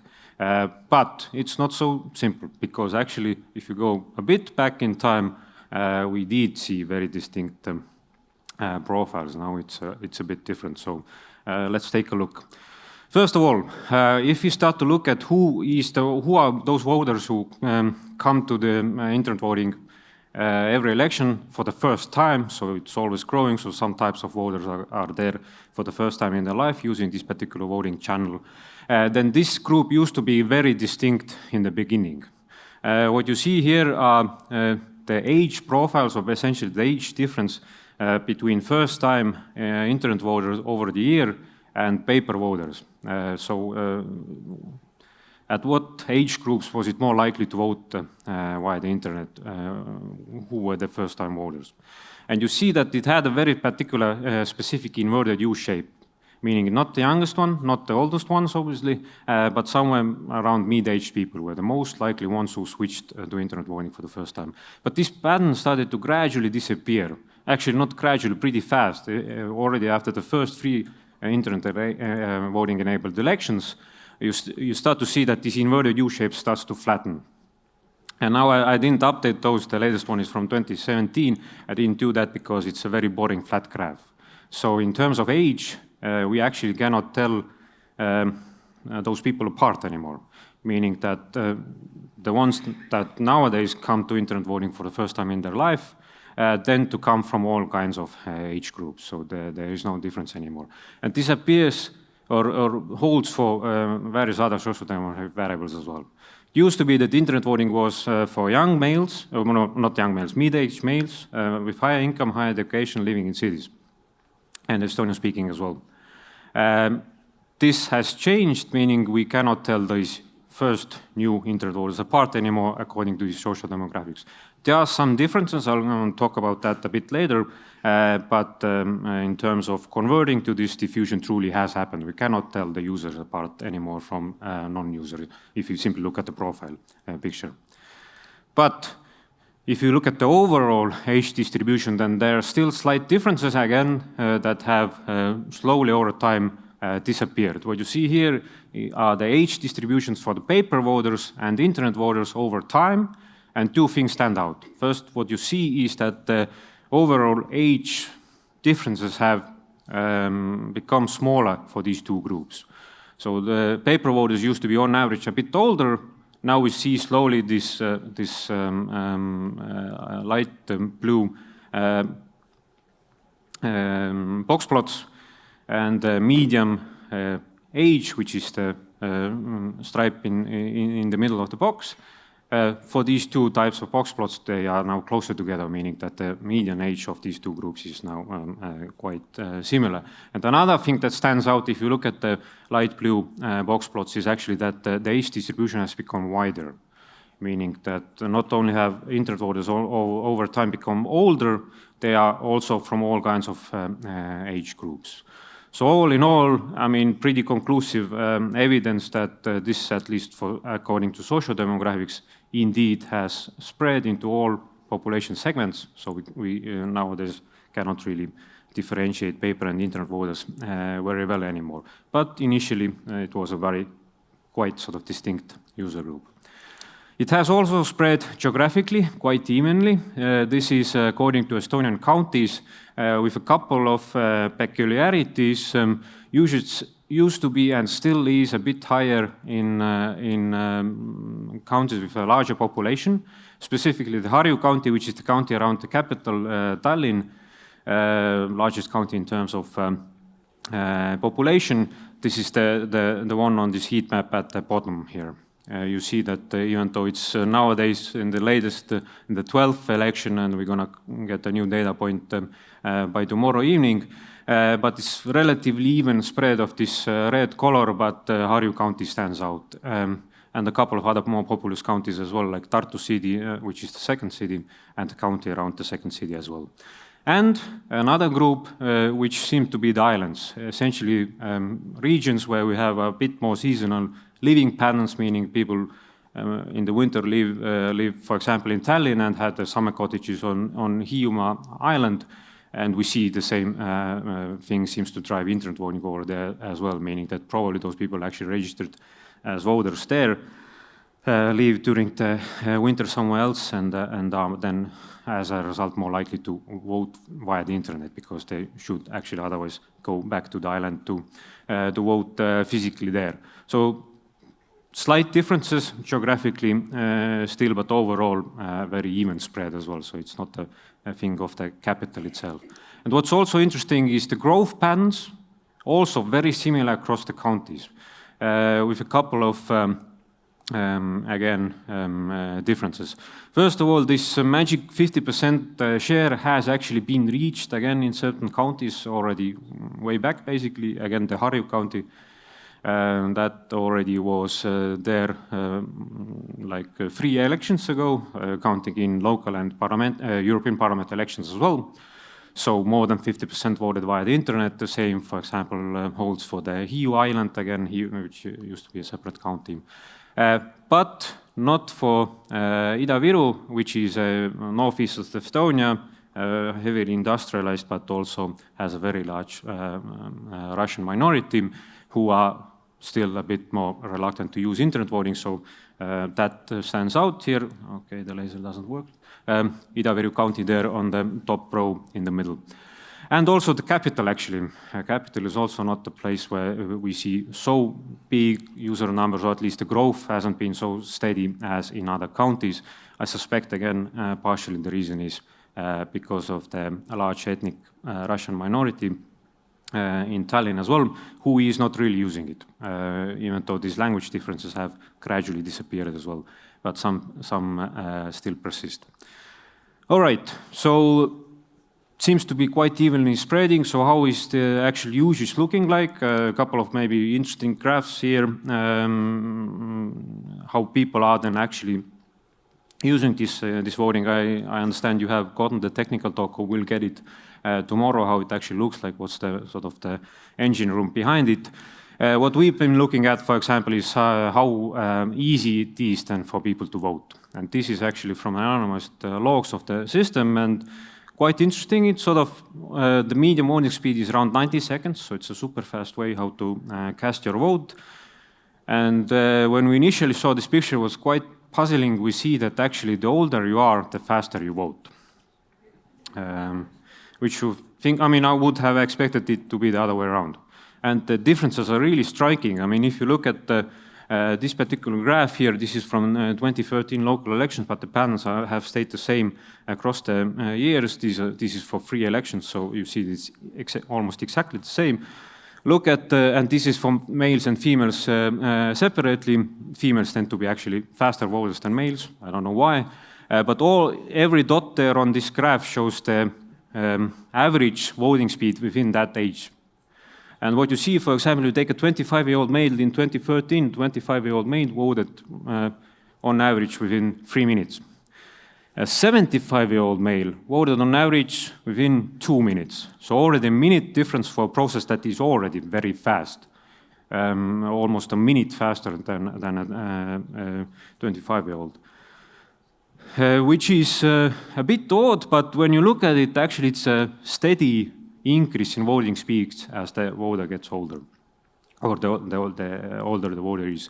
So there must be actually some sort of systematic mechanism behind it. It cannot simply be, which is sometimes speculated, that really the really old voters are being somehow helped by someone. It cannot be, because you see that the 35-year-old votes faster than a 25-year-old, 45-year-old votes faster than a 35-year-old, etc. So it's a constant increase in voting speed.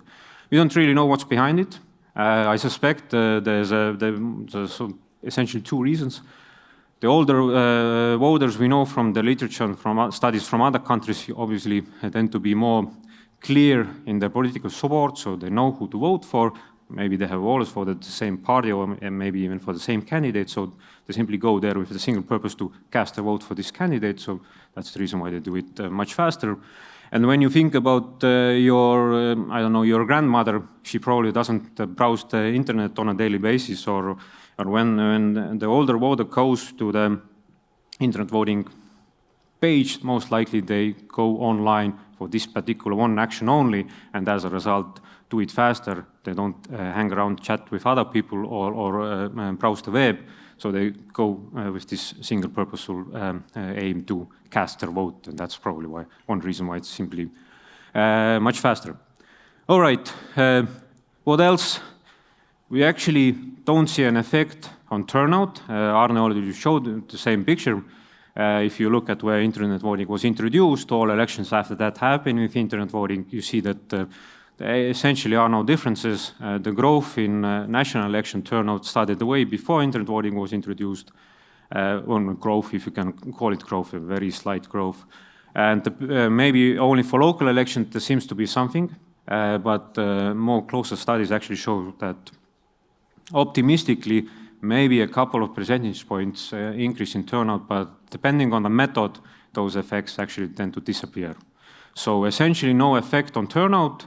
So the only explanation with how you square 50% of usage with zero effect on turnout is that actually these are previous paper voters. People who have always voted have now simply switched their voting channel. And this has been non-random. Initially, we show very particular profiles there, and now we simply also see this is partially still non-random switching going on. So essentially no effect on turnout, no increase, but what might be, or what seems to be there, is maybe it actually has stabilized turnout because we see that, and that has very strong, clear differences. Internet voters are more likely to keep on voting compared to paper voters. I think the difference was around 10 percentage points, more likely to keep on voting. So it seems to be sticky. Once you do it, you start to, you will do it very likely in the next elections as well. And as a result, maybe if it hasn't increased turnout, at least it hasn't allowed it to decrease. So there seems to be something going on. Now, I have 5 minutes left, and I think that is a topic that is on everyone's mind when we talk about elections and technology trust. As I told you, socio-demographic differences have disappeared. What was also initially very big, important factor in usage was trust. And trust is one thing that hasn't changed at all in terms of being basically nowadays the biggest predictor of why someone is using internet voting or not. It's no longer age, no longer income, no longer who you are in let's say, this social structure. It's whether you trust it or not. You see that, and this all comes from survey data, the trust numbers are actually fairly high, around 70%.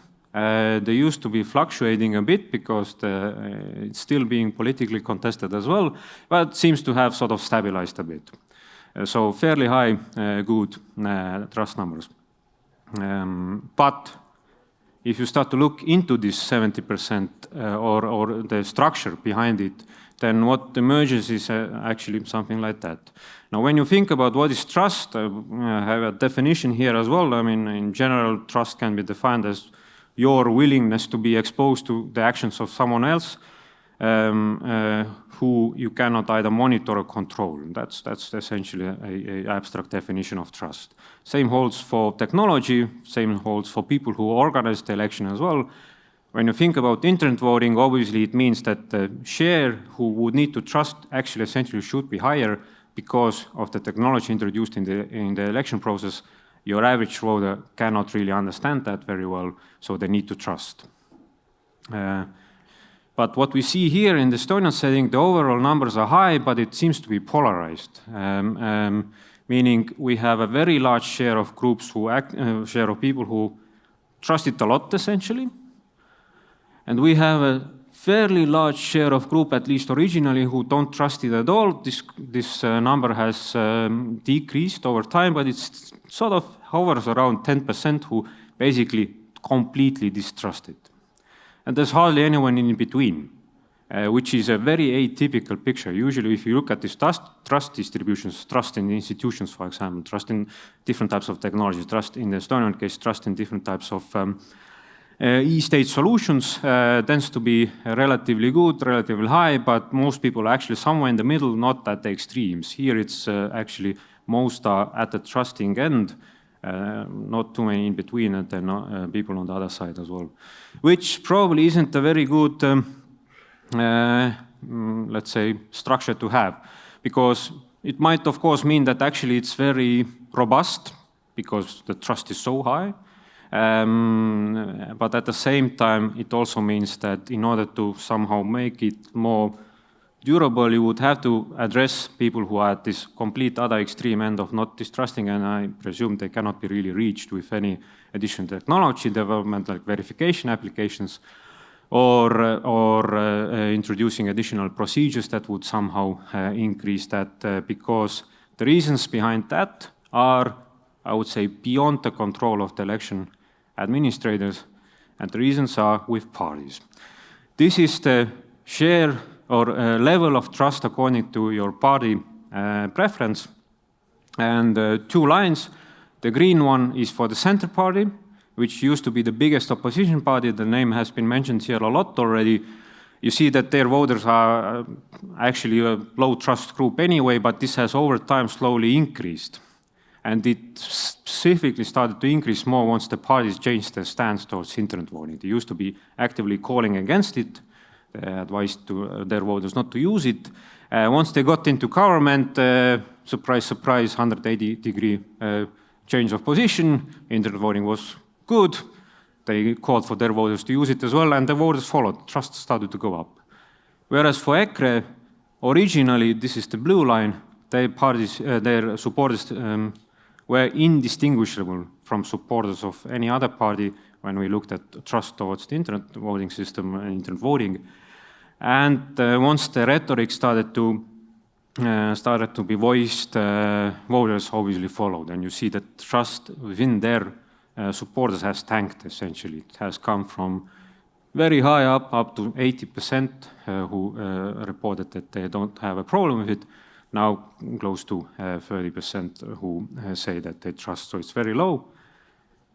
What is the reason behind the rhetoric? Obviously, we would have to ask these party officials themselves, but what we see, I presume, it's a sort of a speculation on my part, it's actually simply one way how to undermine or basically try to demobilize voters for other parties. Because if you look at the party vote share in national elections, this is on your left, and this is the Reform Party, is the second bunch of columns there. Their support levels have been very stable over time, around 28%. This hasn't really changed since 2007 elections. But if you look at the party e-vote shares, then actually they are the ones who seem to benefit, even though that is the wrong word to use, because what actually has happened, their party supporters have switched to this channel because the overall election outcome for them hasn't changed essentially at all. So it seems to be heavily driven, this polarization by party rhetoric, because we don't, a very final picture here, we actually don't see differences according to age group within those, according to education levels, for example, within those party support groups. So it's not social demographics that causes it, it's not different types of voters for these, voting for these different types of parties. It's actually the parties who are causing this polarization. And I was told that you get the slides as well, so shameless act of self-promotion. We have published a lot on that, so look at the publications if you're interested in, and if you need them, drop me an email and I can send you them. Papers as well. But that's it from my side. Thank you.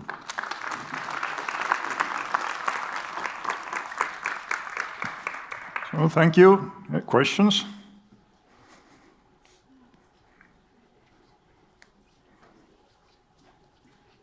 Yes, please.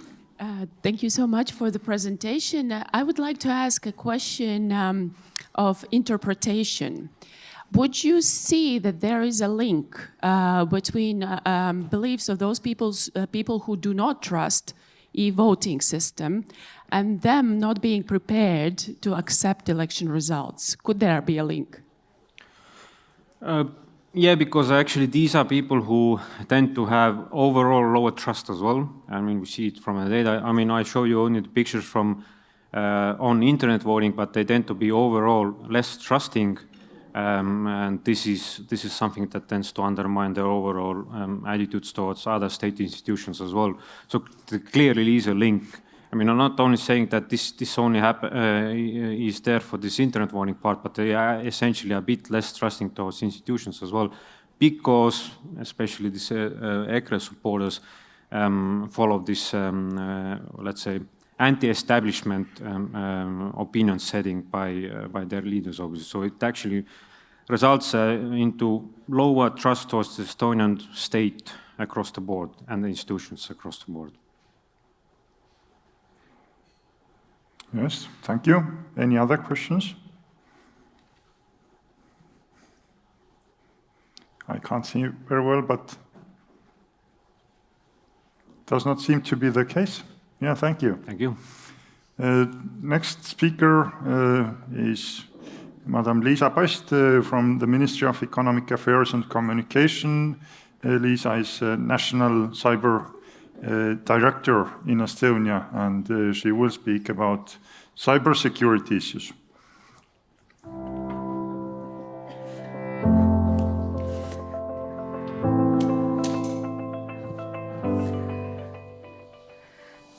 Thank you, Oliver, and I'm particularly grateful to Mihkel, and I'm hoping that your presentation will somehow be compulsory to all the politicians that I've had to brief on cybersecurity of elections, because once they understand their opponents don't really benefit, I find that my brief becomes a lot easier. And I'll talk about a couple things quickly, and then I also understand that I'm the last thing between you and the discussion. That's the last thing between you and dinner after what already has been a long weekend. I'll talk about what the operational picture of Estonian cybersecurity has been like in the last year, and whether elections and defending elections is business as usual. And I'll talk about how the Estonian society protects its data and systems and their confidentiality, integrity, and availability in cyberspace. And again, how elections is just one of the many thousands of services for which we do that. So here's first for the scary news. In last year, the Estonian Computer Emergency Response Team, so the operational defenders of Estonian cyberspace, received about 27,000 notifications of events. Out of those events, about 1 in 10 were events that had an impact, what in our legislation we call incidents. In other words, something that had an impact again on the either availability of systems, a connection was down, a system was down. In most extreme of cases, the digital identity scheme was down for a couple hours once last year. On confidentiality, which is basically a data leak, or potential on integrity, which is a type of attack we've really not seen, but that I'm increasingly cautious about. To break it down, those about 2,600 incidents break down, the largest part of it is phishing. And those, in turn, are in two very distinct camps. A large minority of phishing is what you're used to. It's your typical, so to say, digital Nigerian letter. It walks like a fake, it swims like a fake, and it quacks like a fake. However, what we are increasingly saying is very well designed and custom-made spear phishing of particular, usually either executives of private corporations, decision makers in the political and civil service sectors. And those tend to mimic, and often very well mimic, formats that those particular people are used to receiving. Whether it's a European Union notification, whether it's some sort of a link that you're used to clicking because that's where you go to make your opinions heard. And then, and that accounts for a large chunk of the incidents we've seen. Everything else is much less. Another sort of bad truth or terrible truth about cyber attacks is that deterrence doesn't work. Particularly in the political landscape, our decision makers are often used to thinking that deterrence in cyberspace is like deterrence in nuclear warfare, and that simply is not true.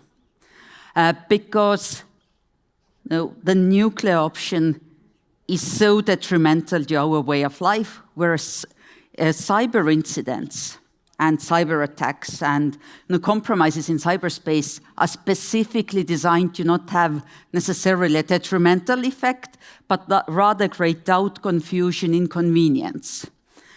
And that also means that the often most capable, so the politically motivated attacker flies under the radar. And they're seeking to, the best cyber attack is the one that we never find out about. Of course, my agencies will always find out about everything. But what that means that we can, Estonia having chosen to be a very digital society, and our citizens having chosen the convenience of using online services, of which online voting is, as I said, one of many thousands, we have to do defense in layers or defense in depth. So at any time, in addition to, of course, making an attack as expensive to the to the attacker as possible to prevent. I mean, in the end, we have to change the economics of a cyber attack to prevent it, but we also have to constantly monitor and detect to have the situational awareness of what's going on in cyberspace. In fact, the Estonian Information System Authorities team has been on the Charlie alert level, so on yellow alert for a week now, to make sure that they are 24/7 monitoring cyberspace and prioritizing anything that looks like it might be to do with elections. Spoiler alert, it's not been very eventful, fortunately, so far, and we only have less than 2 hours to go until the end of online voting. So that means that regardless of what the digital service is, whether it's the population registry that has to be, that has to meet a high availability requirement 24/7, 365 days a year, or whether it's elections, which is a very specific process where you're only really required to be on high availability for about a week in maybe 18 months or so. Your cybersecurity has to be driven because of the multitude of types of attacks and because of inability to deter attacks. You have to be risk-driven in how you make decisions. Secondly, it also means that the information security measures have to be proportionate to the attack vector or the value of the asset you're protecting, which then with elections means that given the centrality of elections to a functioning liberal or at least representative democracy, we take election security incredibly seriously. And we've applied a number of central measures that the Information System Authority provides in terms of intrusion prevention, in terms of denial of service, dealing with denial of service attacks and stopping them to make sure that elections and related information systems have the business continuity that they need to run elections. And then on top of those central measures, any information system or data owner in Estonia will need to implement process-specific security. In the elections case, that means that anyone to do with elections had to do a cyber hygiene training. It means that to ensure business continuity, all election-specific systems are run at least on 2, if not on 3 sites where communication lines tend to be duplicated. Again, because of how high a risk it is. But of course, that doesn't mean that attacks will stop. What we learned last year, or rather what for Estonia was highlighted, is that as the politically motivated attacks are incredibly reactive. The distributed denial of service attacks, which is basically flooding information systems and online services with inquiries to a point where it's hoped that they wouldn't be able to serve those inquiries anymore. And therefore, they're some of the dumbest but also easiest to carry out attacks. We're very reactive to events in politics. You see a peak in April, and that's on the dates where the NATO Cooperative Cyber Defense Center of Excellence, which is a Tallinn-based NATO-accredited cybersecurity think tank and training facility, ran the world's largest network defense exercise out of Tallinn. And often these attacks are designed for their symbolic value, to bring down websites and services even if they have no impact on the privacy and confidentiality of data or the integrity of it. The last peak that you see in November is equally interesting. The wave of distributed denial of service attacks started against Estonia exactly 2 hours after our parliament had declared the Russian Federation as a terrorist regime. A coincidence? I don't think so. And thirdly, and apparently, Annika, this seems to be about the women showing pictures of tanks today. The largest peak we saw was last August, when Estonia had decided to move dozens of Soviet-era monuments that were considered glorifying a terrorist regime that wasn't any longer appropriate in a democratic Estonia, whilst Russia is waging a terrorist war against Ukraine, a friend and ally of Estonia. And that very much was centered around a Soviet tank that was on top of a statue of a column on next to the border city of Narva, with its cannon facing Estonia, by the way. Not a great fan. Which means that as Estonia had decided and started to remove the tank, we saw the highest level of distributed denial of service attacks that Estonia has ever seen, the volume of which was 2 orders of magnitude bigger, so about 100 times bigger than what we saw in 2007, when Estonia was the victim of the first publicly known wave of distributed denial of service attacks that was seemed to be coordinated for political reasons. But I digress. What matters most is that none of these had visible impact that our citizens felt. And that's because we have the central automated tools that I described. In some cases, they did take services down, but the disruption tended to be in minutes, not in hours, let alone days. And they very much coincide with waves of similar attacks that washed across Europe in last year that seem to be very much coincide with waves of aggression against Ukraine. The way Estonia approaches all of this is through offering a secure ecosystem. You probably already have heard about how we lift the voter list. We don't have to register voters separately because we lift that from the population registry. Estonian voters, and you'll hear a lot more about that tomorrow, can vote online mimicking a double envelope postal voting system using their government-backed secure digital identity.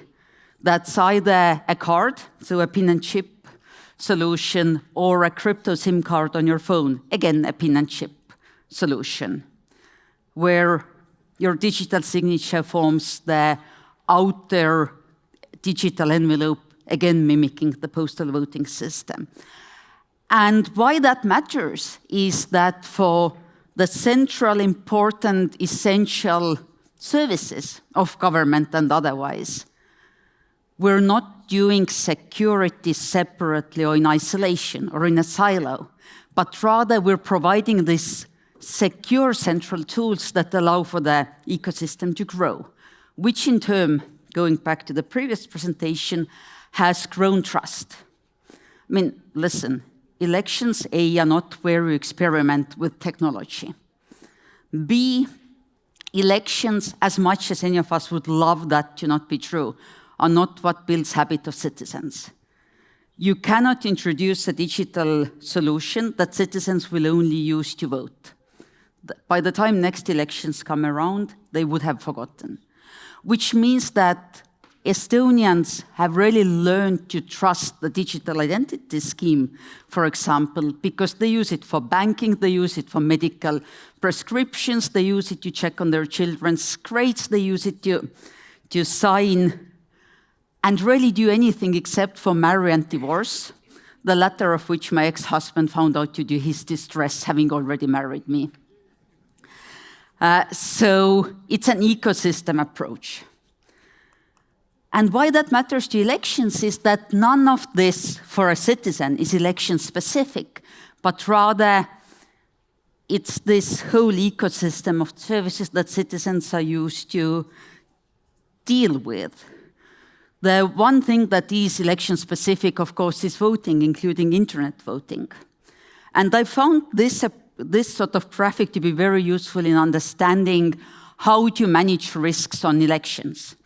Because as an election management body, as an election organizer or as an election technologist, you have to start at the very center of these concentric circles. You have to first secure the vote, because if the integrity and the security and privacy of the votes isn't met, then the rest of it is pretty meaningless, at least in a democratic society. And no, I'd like to highlight that everything we're talking about today is a luxury problem in that it is a democracy problem. None of this matters in a totalitarian society. As Estonians and our friends from this region probably know more acutely than those more fortunate in history. And so as an election organizer, in terms of securing your technology and managing risks in a comprehensive manner, you have to move from the outside in.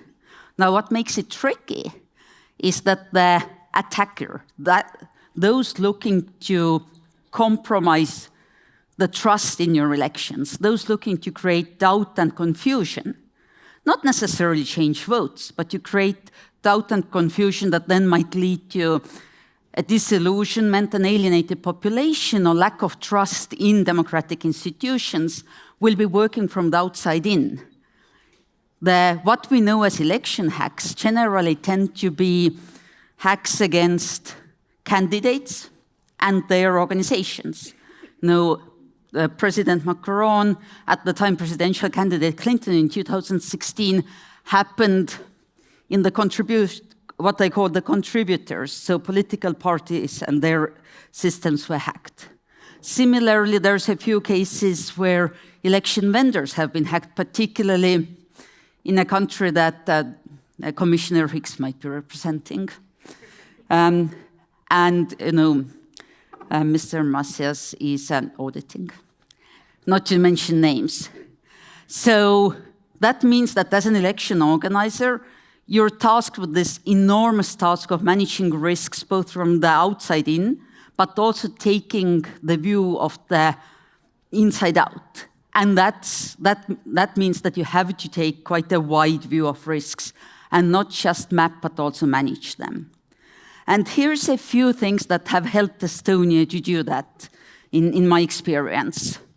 First of all, in managing risks, you have to be technology agnostic. It's not about just technology risks. It's also about any other way a politically motivated attacker looking to undermine your democratic processes might attack you. It might be sort of fake news and information space. It might be adversarial actors in the political system. It might be a compromised technology provider.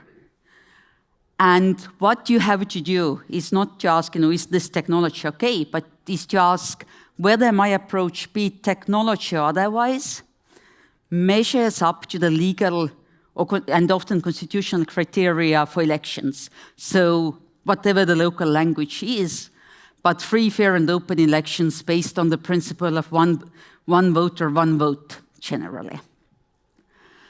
Secondly, no election manager can do that alone. As someone responsible for the security of our digital ecosystem, as much as I would like the election management body in Estonia to have the best cryptographers and the best security architects, none of us can afford to have them doing something that only is live and active for a week, once a year or so. So it has to be a cooperation model, and in Estonia that means that the Information System Authority is a technology partner, both for development and running of the services, but also for security. Our IT center of the government provides centrally managed computers for polling stations, and there's a few others involved as well. And for that to work out, you have to have a very clear understanding of what your technology governance is. Simply put, the process and data owner has to understand the value and the risks, and therefore they can task the technology and security partners to take appropriate measures. The technology and security partners would need to have some freedom in what they consider the appropriate measures to be, but without knowing what your highest value asset is and how well you think it needs to be protected, it's really hard for them to do their job. As I said, because we cannot always prevent, we cannot always detect on time, all of this has to be thought in terms of business continuity. Anyone who ever tells you they can do 100% security of your elections, please fire them. Because otherwise one of you will end up in jail. Kidding, kidding. After working in Homeland Security, I understand that's not a funny joke. But you're taking risk-reducing measures. You're taking cybersecurity and information security measures, but they are never perfect. You're reducing the risk. You're making sure that your system is up and running, 99.999% of the time. You're counting those nines, you're not counting 100%. And the measures you take fall into two very broad categories. First of all, the organizational and administrative measures. Processes, having an escalation in place, having risk management in place, cyber hygiene trainings and testing, as well as standards and benchmarks. And a question I get most often, both from election managers, but also from any other manager of any other processes, where do I start? And my answer almost always is the boring one, which is process. And if you know how well you want your systems to be secured, you can then pick a standard. Those who are sadistic, I guess, or rather masochistic about ourselves, I do advise the ISO 27000 series, but that is for the masochists. There are also shorter checklists. There's several organizations, including the Elections ISAC, including IFES, including the Global Cyber Alliance, that have put out very approachable checklists of 20 to 50 measures that as an election organizer you should start with for your information security. And lastly, technical measures. And that's not where I say, trust me, I'm a technologist, because I'm not. But it's that you have to have proportionate measures in place. And it's really a very simple calculation of, is the cost of the measures worth the risk it's avoiding? Because the likes of me will always find a way to spend another $1 million a year, I promise. But if you don't have enough of those millions to go around, the question for you should be, what's the highest risk and what's the highest value target? And with that, I thank you.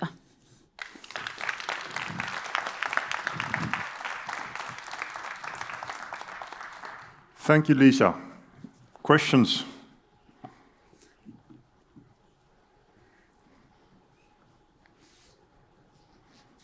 Anna in the middle. Oh, yeah, please. Thank you for a very interesting presentation. Did I get you right, or can you elaborate a bit on the training for electoral management bodies or electoral workers? Or so there are the couple elements that are universally offered. One is the cyber hygiene test. That's compulsory also for civil service. It's also made available to poll workers and to election organizers. And secondly, the technical authority also offered security testing of parties' websites. But that's very tricky, because to scope that as a government agency, you don't want to be breaching the network or compromising the network of a political player. So all you can do is sort of go and check whether their windows are closed and their doors are locked, without looking what's behind the open door. And about half of our parties took that off up this time. It's been almost all of them in the previous electoral cycles. Yes, thank you. Yes, please. Thank you for the great presentation. I would like to ask a question along following lines. Obviously, e-voting looks very attractive to many countries, especially those ones that have more complicated voting systems. However, there seems to be some general prerequisites which should exist. Just generalizing, what would you say are those? I think you're spot on. You have to have facilitators or prerequisites in place to be able to do any technology in elections, but particularly for online voting. Reasonable connectivity is one of them. Then some sort of a digital ecosystem is second. As I said, elections should not be where your citizens learn digital governance. They will not learn it, and you will not know how to do it. And thirdly, at least digital identity. You can do without the population registry, even though it's incredibly convenient. And you can do without the government interoperability platform, which is the Estonian X-Road. But you cannot do without identity. And that's tricky. Doing identity in elections is tricky because, as we know, not all democratic nations require presentation of identity documents when you go to vote. Now, when in the physical polling station, I could show up, and I know probably enough about Annika to claim to be her if there wasn't an identity requirement. So I could possibly corrupt one vote if there wasn't an identity requirement, and I knew, your home address, date of birth, or whatever else is used to identify the voter.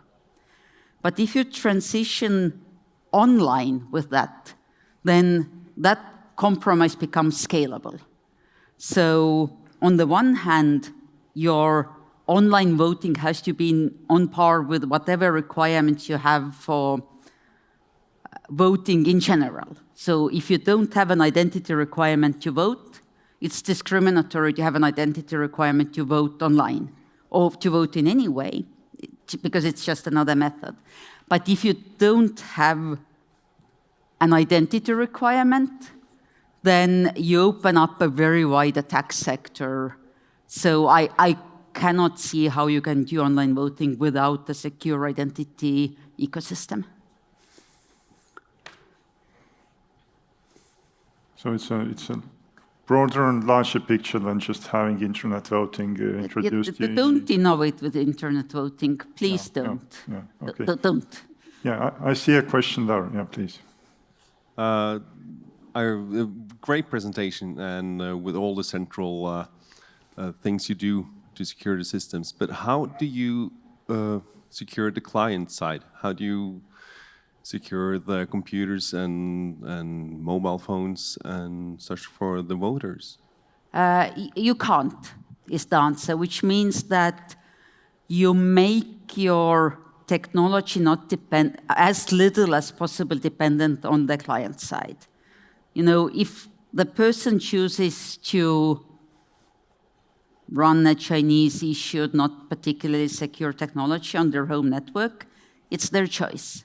But that means that in Estonia's case, voting happens in a separate voting application, so that both the operating system, the connection, and also browser risks just don't apply, or at least don't apply as much. Thank you. Okay, maybe just to add to that even if your computer, well, it's not possible to vote by mobile devices. If your computer has some viruses or is corrupt, you can anyway check with an app in your mobile device whether your vote was reached into the central server and then was correct, was the same which you sent. Which is a really elegant piece of technology. And I apologize, but I'm really excited about. Basically, what happens is that your vote is signed into that double digital envelope with your digital signature. So the secrecy of your vote is preserved. But then you need to be able to also verify it using a verification app. So as you vote, you're presented with a QR code, which is really not a QR code, but a cryptogram. And by using the verification app to read the cryptogram, you therefore get to read what was recorded inside of your vote before it was signed off. And now Juha is really excited because I just gave a cryptography lecture. I'm sorry. Of course, I have a cryptographic question. So, are there any kind of standards how long after the election the votes have to be kept secret? So, a requirement for cryptography. The votes have to be kept secret for eternity, but they have to be preserved. Both paper and electronic votes have to be preserved for the same period of time by law. So, the requirement for the algorithm is to keep them secure for eternity. But they also, the votes, just like paper votes are destroyed, the electronic votes are also destroyed before quantum computing comes and hits us on the head. So all the hardware used for collecting e-votes and then the e-votes themselves on the DVD or wherever they are, this hardware is destroyed after all the election-related complaints are decided and the parliament convenes. And similarly, because parts of the system run on virtualized systems, and we're not going to be physically destroying our government data centers, as much fun as that would be. That means that then those systems are wiped and rewritten with encrypted material in accordance with the international standards. Yeah. Some other questions? Yes, please. So the app that you mentioned, is that specific for the i-voting? And a question that maybe is outside of this presentation, do you have some app or some way to know if you vote by paper from abroad or so, that you can check if your vote has reached you? The verification app is election specific. And no, we don't have a way of, because in elections, you do delegate trust in elections, and we all understand that. You delegate trust into the ballot box being properly sealed, and there's not being someone on the inside of the ballot box. And in technology, you delegate trust to cryptography. Both, I mean, it's slightly different place you delegate it to, but you're delegating trust. Yeah, thank you. No questions for now. Then I ask all the speakers to come on the podium. We'll have a summary discussion.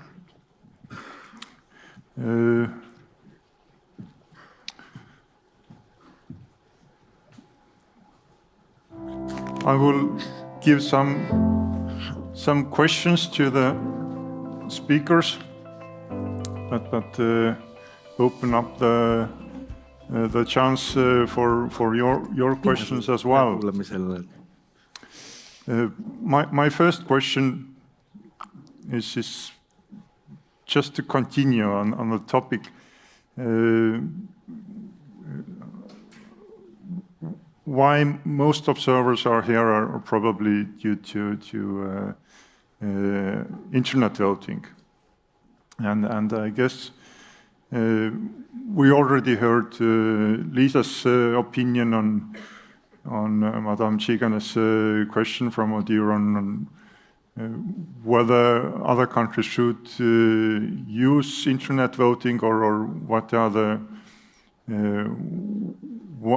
the conditions under which internet voting should be started or considered. But I would like to hear the opinion of other speakers as well.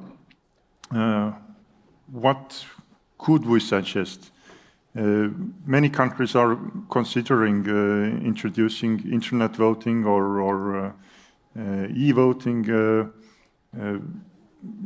Is there one easy solution or one easy answer or not? Who would like to start?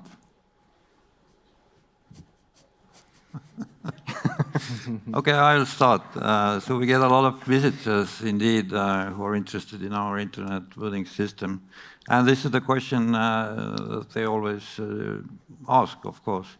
And from our point of view, from election administration's point of view, we need to have internet voting that is secure enough that it will withstand not just suspicions but also complaints, and that we can prove that we do internet voting legally and fairly. And I will repeat what Lisa said before. So for that you have to have a solid foundation, and two of the most important things are digital identity and vote registration. And a lot of countries indeed are interested in internet voting before they have actually solved these two first tasks. Okay, I will add few thoughts. Well, nothing much new to say though, because the basics are already mentioned. But since I worked in quite many countries, especially in the Eastern Europe, where I always get the same question like, oh, we like you Estonians, you have internet voting, so we want to have it as well. Then I get political parties asking about it, telling me that we want to use it in our election campaign. We want to tell people that we will introduce internet voting in our country. And every time I have to give an hour lecture to them to tell them why not to do it, because they will surely fail because the countries are not ready. And I think, well, one thing is if you have the kind of ecosystem that helps to build it up, that was mentioned before. But I think another angle that needs to be discussed is also the overall transparency of the state system, because this is where the trust starts. And if, for example, the corruption level of a country is very high, or media is owned by oligarchs, then I would say it's absolutely impossible to build a trust towards internet voting at all.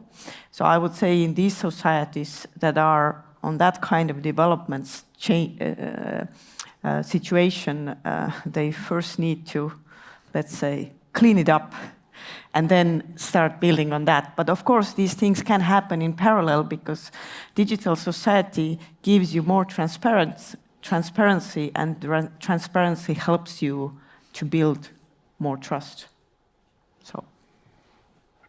Yeah, Mihkel. But if I want to jump in on that comment as well, but I agree that transparency is very important. I mean, there has been a conscious decision here in Estonia to make it transparent, but at the same time, of course, you make it transparent with the hope that this will actually mitigate potential criticism, but it opens up new ways to sort of criticize the system at the same time, which I think partially has been happening here as well, because what is always hard to communicate to those political actors is that it's perfectly normal that internet voting or any other different voting channels will produce different results. It doesn't really matter because the overall election outcome matters. We know that voters differ, so they are most likely using different channels as well. And if you look at those channels separately, you might get a different election outcome by channel, which doesn't really matter because in the end it simply matters that they vote and the overall outcome is there. If you are so transparent as, for example, here is the case, you can look at these election results so according to the channels, you start to see that, wait a minute, certain parties seem to benefit, and that is an automatic trigger to at least some political parties maybe, or forces, to try to undermine it, because, I mean, always everyone asks who benefits, and if they think that the opposite side benefits, then that potentially will be used. So I would say transparency is important, but in a combination with high trust.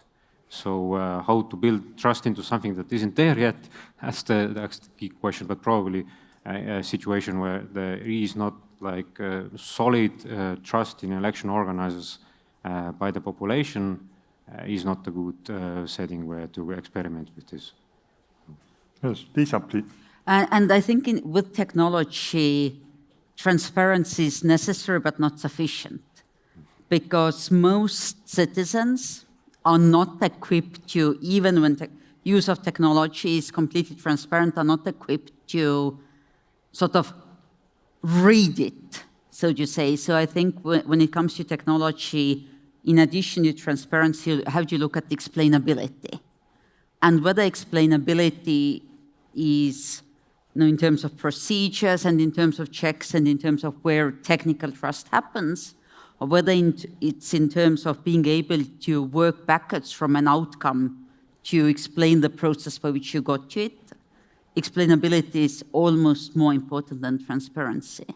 And secondly, when introducing technology to elections, there's a great case to be made to introduce it not in national binding elections, but rather in something smaller. So whether it's public consultations to exactly build trust, or whether it's non-binding type of elections, non-national elections, or whether it's targeting particular populations that would otherwise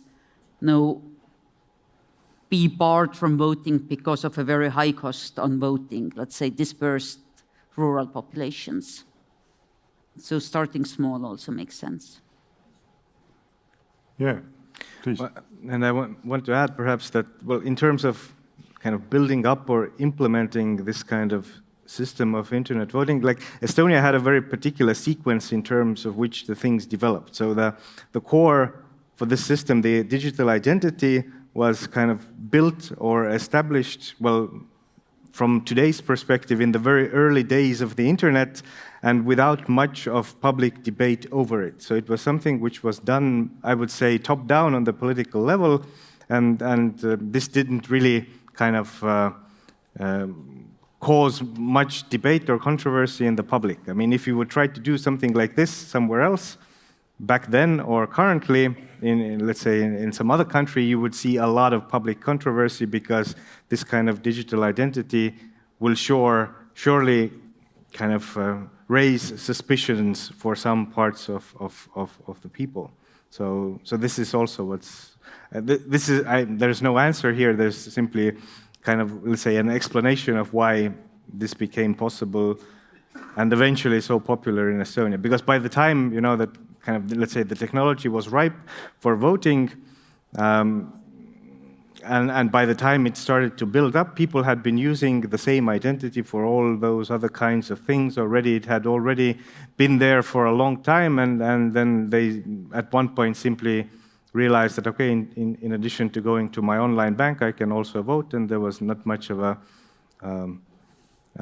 problem over it. So it kind of grew on people slowly over a long period of time after having been first kind of implemented top-down in a way that I don't see would be possible in many other contexts.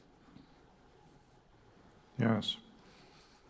Well, what I have heard from different countries who are considering introducing internet voting is that they think that if the level of trust in election management bodies isn't very high, then the internet voting could build up on that trust.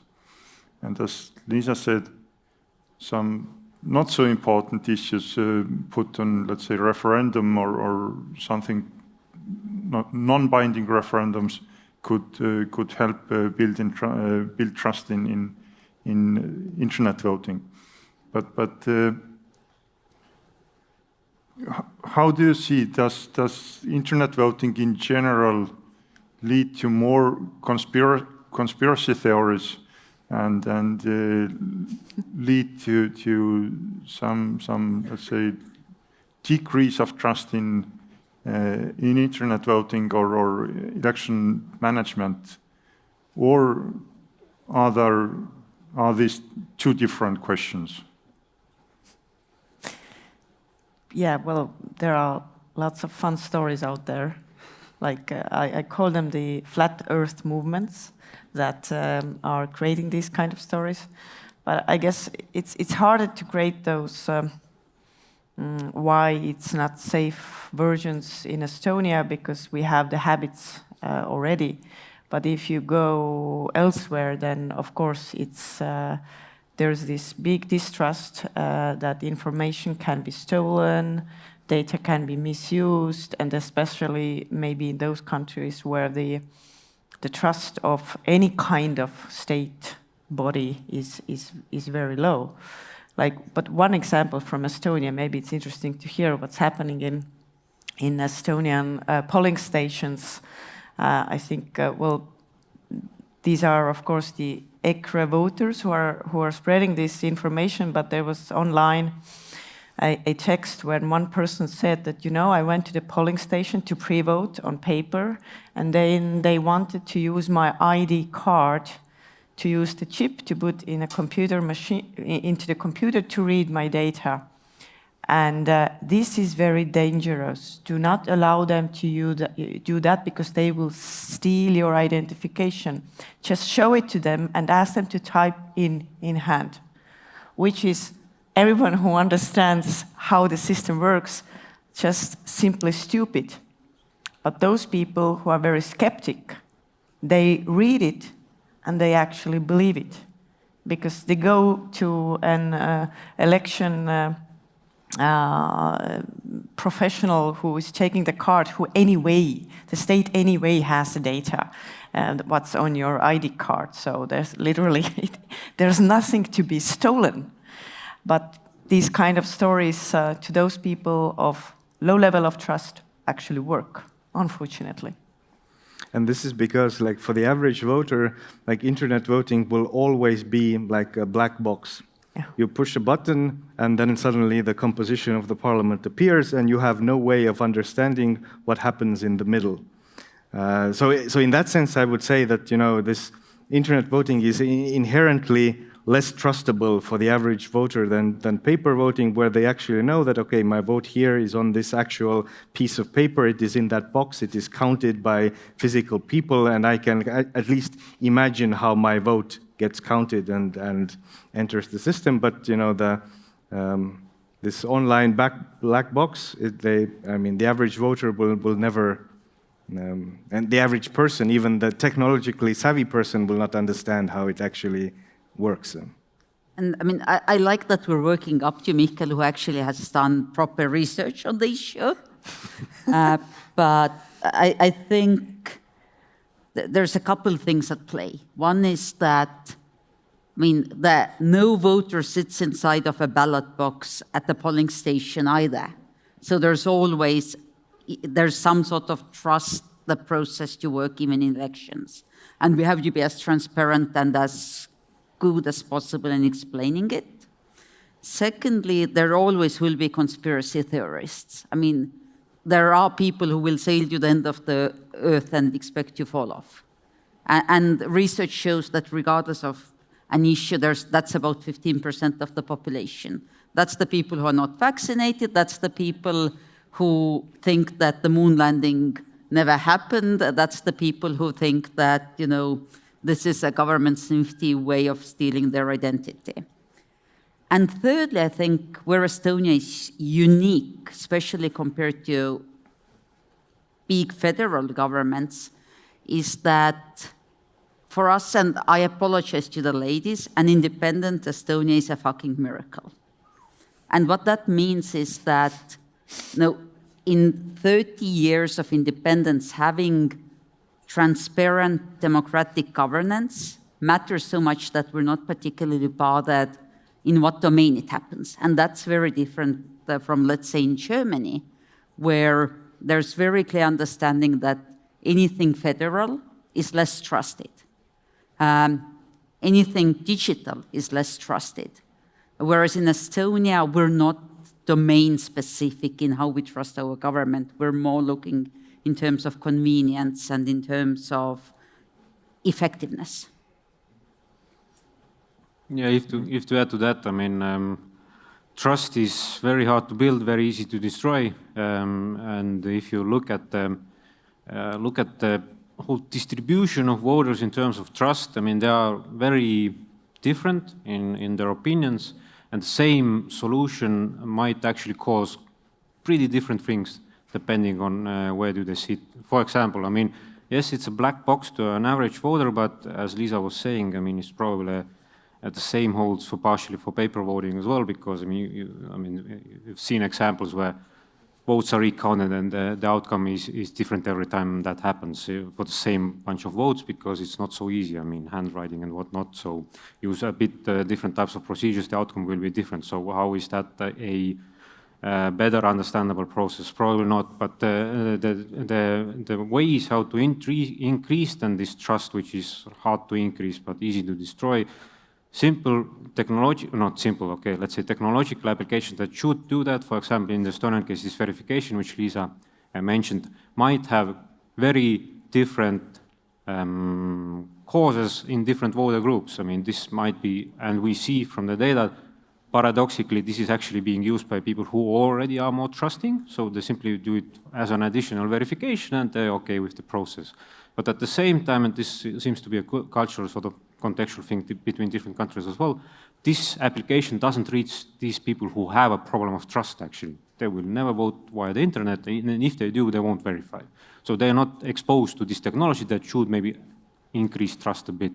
And I presume that that holds for different culture and country contexts as well. I mean, a colleague from Greece said that when I told him about the verification application, which is supposed to increase trust, you verify with an independent device, yes, it works, that's good. He said that in Greece that would bring the opposite effect. People start to ask the question, wait a minute, why do I need to verify? Is there something wrong with the system? Why do I need to check? The same piece of technology would probably have different outcomes. So that's very contextual.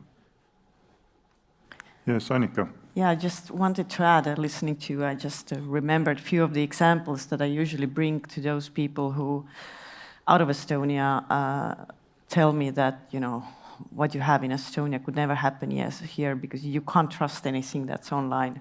Then I usually tell them two stories. So one is that I ask them to look towards Russia and just think for a second, how is it possible that Putin's party is always getting somewhere around, I don't know, 85, 90% of the votes?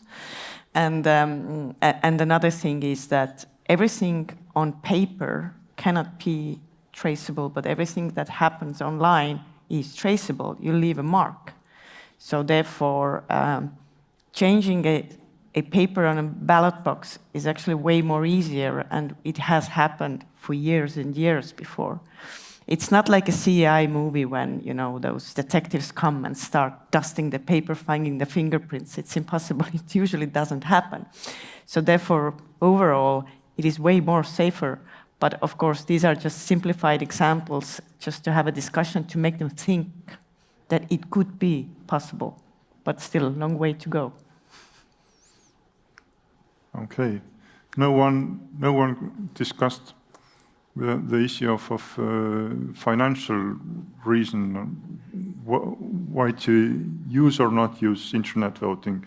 I guess all the technological side is quite costly, and I think in Estonia, after we introduced the internet voting, it has come out that it's rather high number of financing we have to put into the system.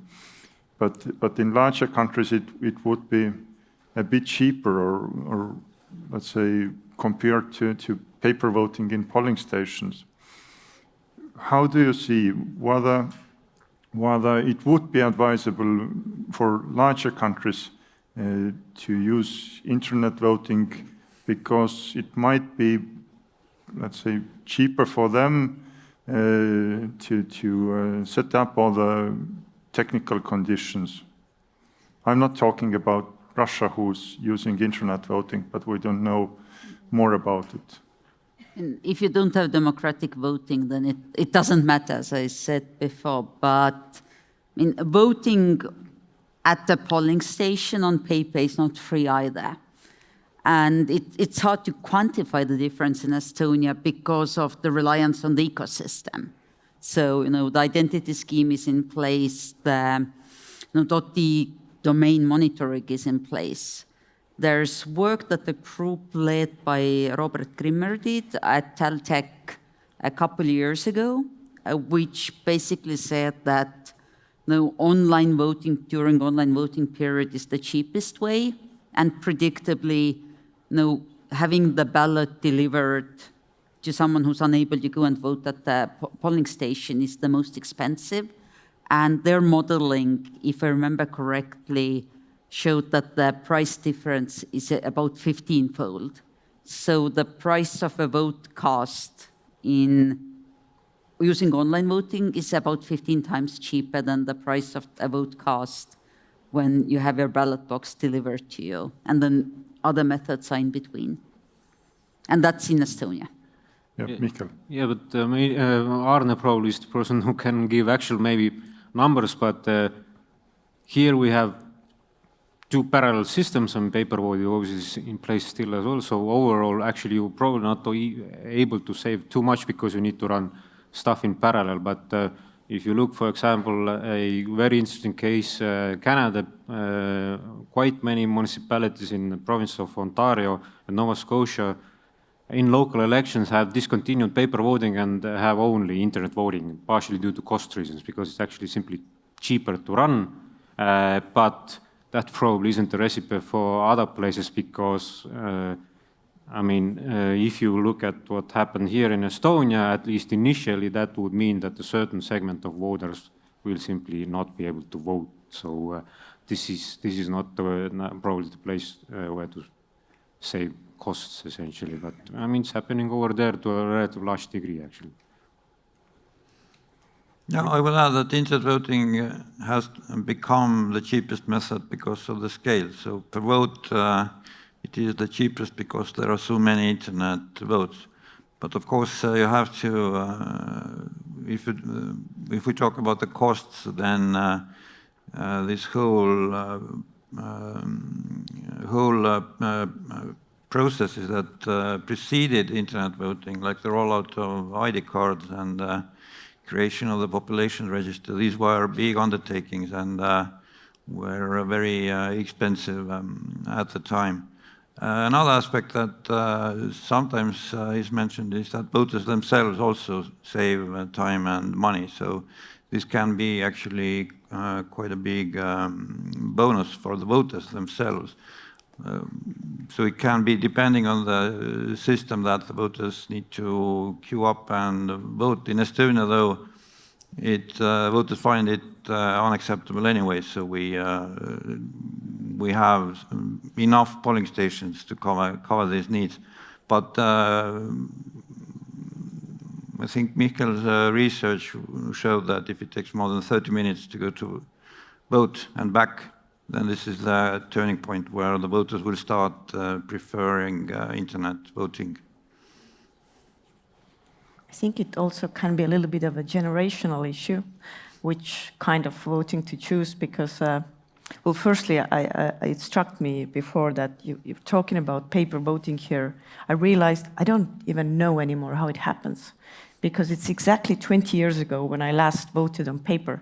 So I have no idea what's going on inside of the polling station, because I don't have any need to go there. But my daughter, she's turning 18 in August, so she can't vote on these elections. But in Estonia, you can vote when you're 16 on local elections. She did vote on last local elections, first time in her life, of course online, because her parents are voting online and this is a normal thing to do. So I tried to explain her that there's another way, and she just couldn't get it. What do you mean? You just have to walk somewhere and you take a paper and vote. It doesn't make any sense. So I think it could be also that there could be a change also in Estonia towards more choosing online, when those people who are born into this society that we have today don't know the other option at all. Yeah, Liisa. But you sort of follow up on that. I think it's also very important, and that's advice that, again, we all take from Mikael's research, is that just by having a new method of voting available doesn't increase turnout. So, the 18 or 16 to 26-year-olds are the least likely to vote regardless of the way they can vote in, which means that even if you introduce this new, possibly more accessible ways of voting, outreach has to be on top of that. And by the way, I just checked online. We've crossed the 300,000 online votes line with a half an hour remaining. So my money is on about 310, 315,000 online votes this year. Okay, yeah. But of course, there are still some voters who want to have the election day as a fest or celebrate this day and go to polling stations on Sunday. But the number of voters is always decreasing, and it's almost like 50% turnout right now. It's like 47% now, and then still increasing today. But let's see how many will come to the polling stations tomorrow. Maybe one more question concerning internet voting. We don't have much time left, but the issue of vote secrecy. I know many people around the world consider that vote secrecy is an obligation also for the voters. They are not allowed to publish their preference, and online voting can't protect in any way the possibility for voters to show their preference to family members or someone else. How do you see whether vote secrecy is going through some kind of let's say, new forms, or should it be an issue in discussing the possibility of introducing internet voting in other countries? If I may, I would say this obviously places a bigger responsibility on the voter to keep his or her vote secret, basically. So the voter needs to be a bit more conscious about it, and obviously be better at cyber hygiene, etc., but simply also physically, let's say, protecting it a bit more. So it becomes more essentially a duty, but at the same time, by definition, then also actually a choice whether to keep it secret or not. And I would say there's a paradox here, because if you look at voting behavior research starting from, in the US after the Second World War, when we started to really do large-scale, let's say, survey research, classic American voting studies started to show, and this has been repeated across the board in almost all countries. Voting is a social activity, actually. People don't keep their votes secret within the family, definitely not. And when the political choices and the votes are being discussed, this actually increases turnout within the family as well. So it makes turning out more likely if you discuss your political choices. Yes, but in the polling station, that's something else, but actually within this family nucleus, this is not really kept a secret. And what internet voting obviously does is it makes publishing your vote much more easier. At the same time, it should come with a bigger responsibility to keep it a secret as well. But it's still being discussed, so people are social beings, so we cannot really do much about it, but it increases these potential risks. But with potential risks comes bigger responsibility.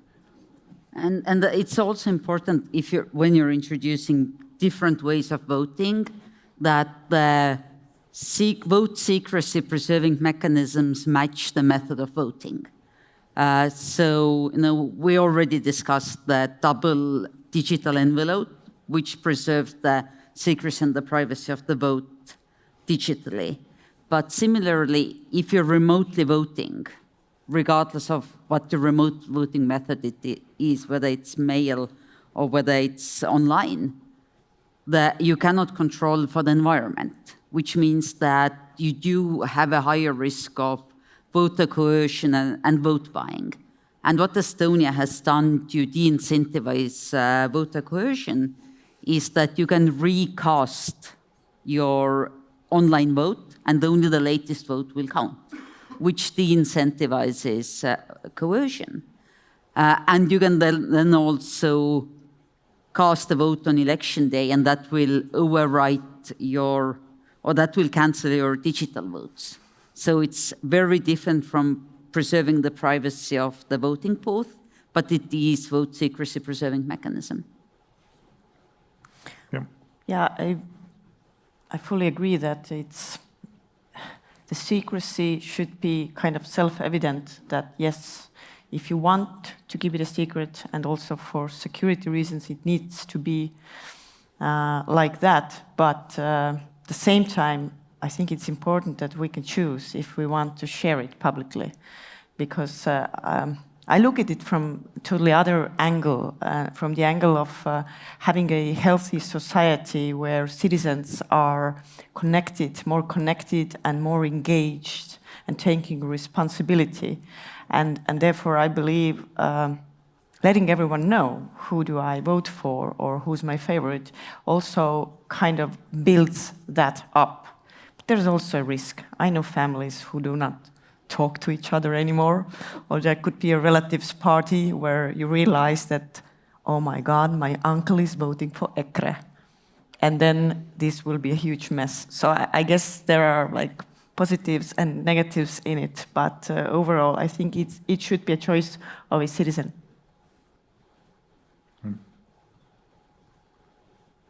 But no one touched upon on the issue of most vulnerable groups, or let's say elderly people, or people who are not well aware of what's going on, and by using internet voting and remote voting, maybe in general, it's more easy to manipulate at least, let's say, 0.5% or 0.25% of votes without the full understanding of those voters under whose name the vote is given. I mean, it's the granny farming hypothesis. Basically, that there's a group of elderly people whose digital identities have been compromised by gathering their cards. But as far as I'm aware, and Arne, and in fact you are better to address the complaints from recent years, there hasn't been evidence of that happening with that, social and care institutions or otherwise on a scale. And frankly, thinking like the attacker, if I was criminally minded and had access to someone else's digital identity, stealing a vote, again, if I was criminally minded, stealing a vote, of course, is fun, but with the same digital identity, I could also steal their assets. Now, what's the incentive to steal the vote if you could be stealing the assets? Yeah, I would steal money. That's more practical. Yeah. So, some questions from the audience? Yes, please.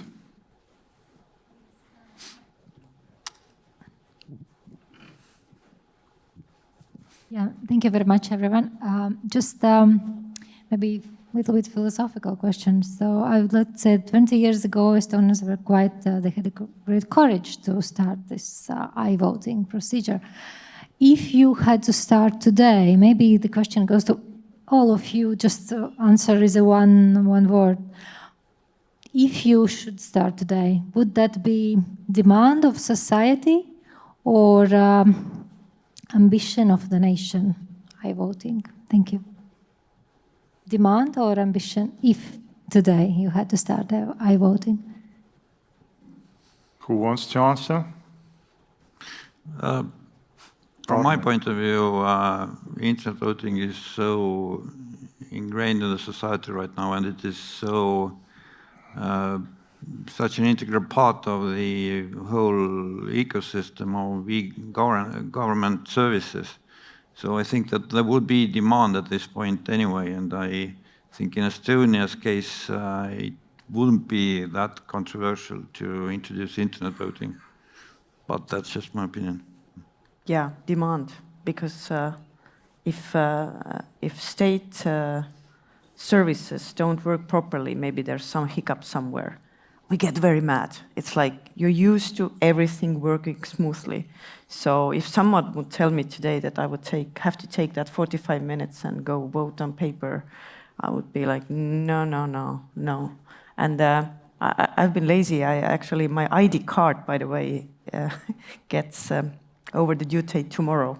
So I ordered new one 3 days ago, but I'm getting new one on Monday, meaning that all my digital signature applications will stop working tomorrow. I'm already worried how I'm going to cope these 12 hours. So I guess this is just an example how addicted we are already that these things work. So yeah, demand. Yeah, well, yeah, it's hard to disagree here. So if you take only internet voting out of the picture, and if you consider that people do all their other dealings with the government basically online, or there are many people who do, then yeah, I mean, people would not accept not being able to vote somehow online as well. I mean, for example, I don't think I've ever been to a government office doing anything physically, ever. So yeah. Well.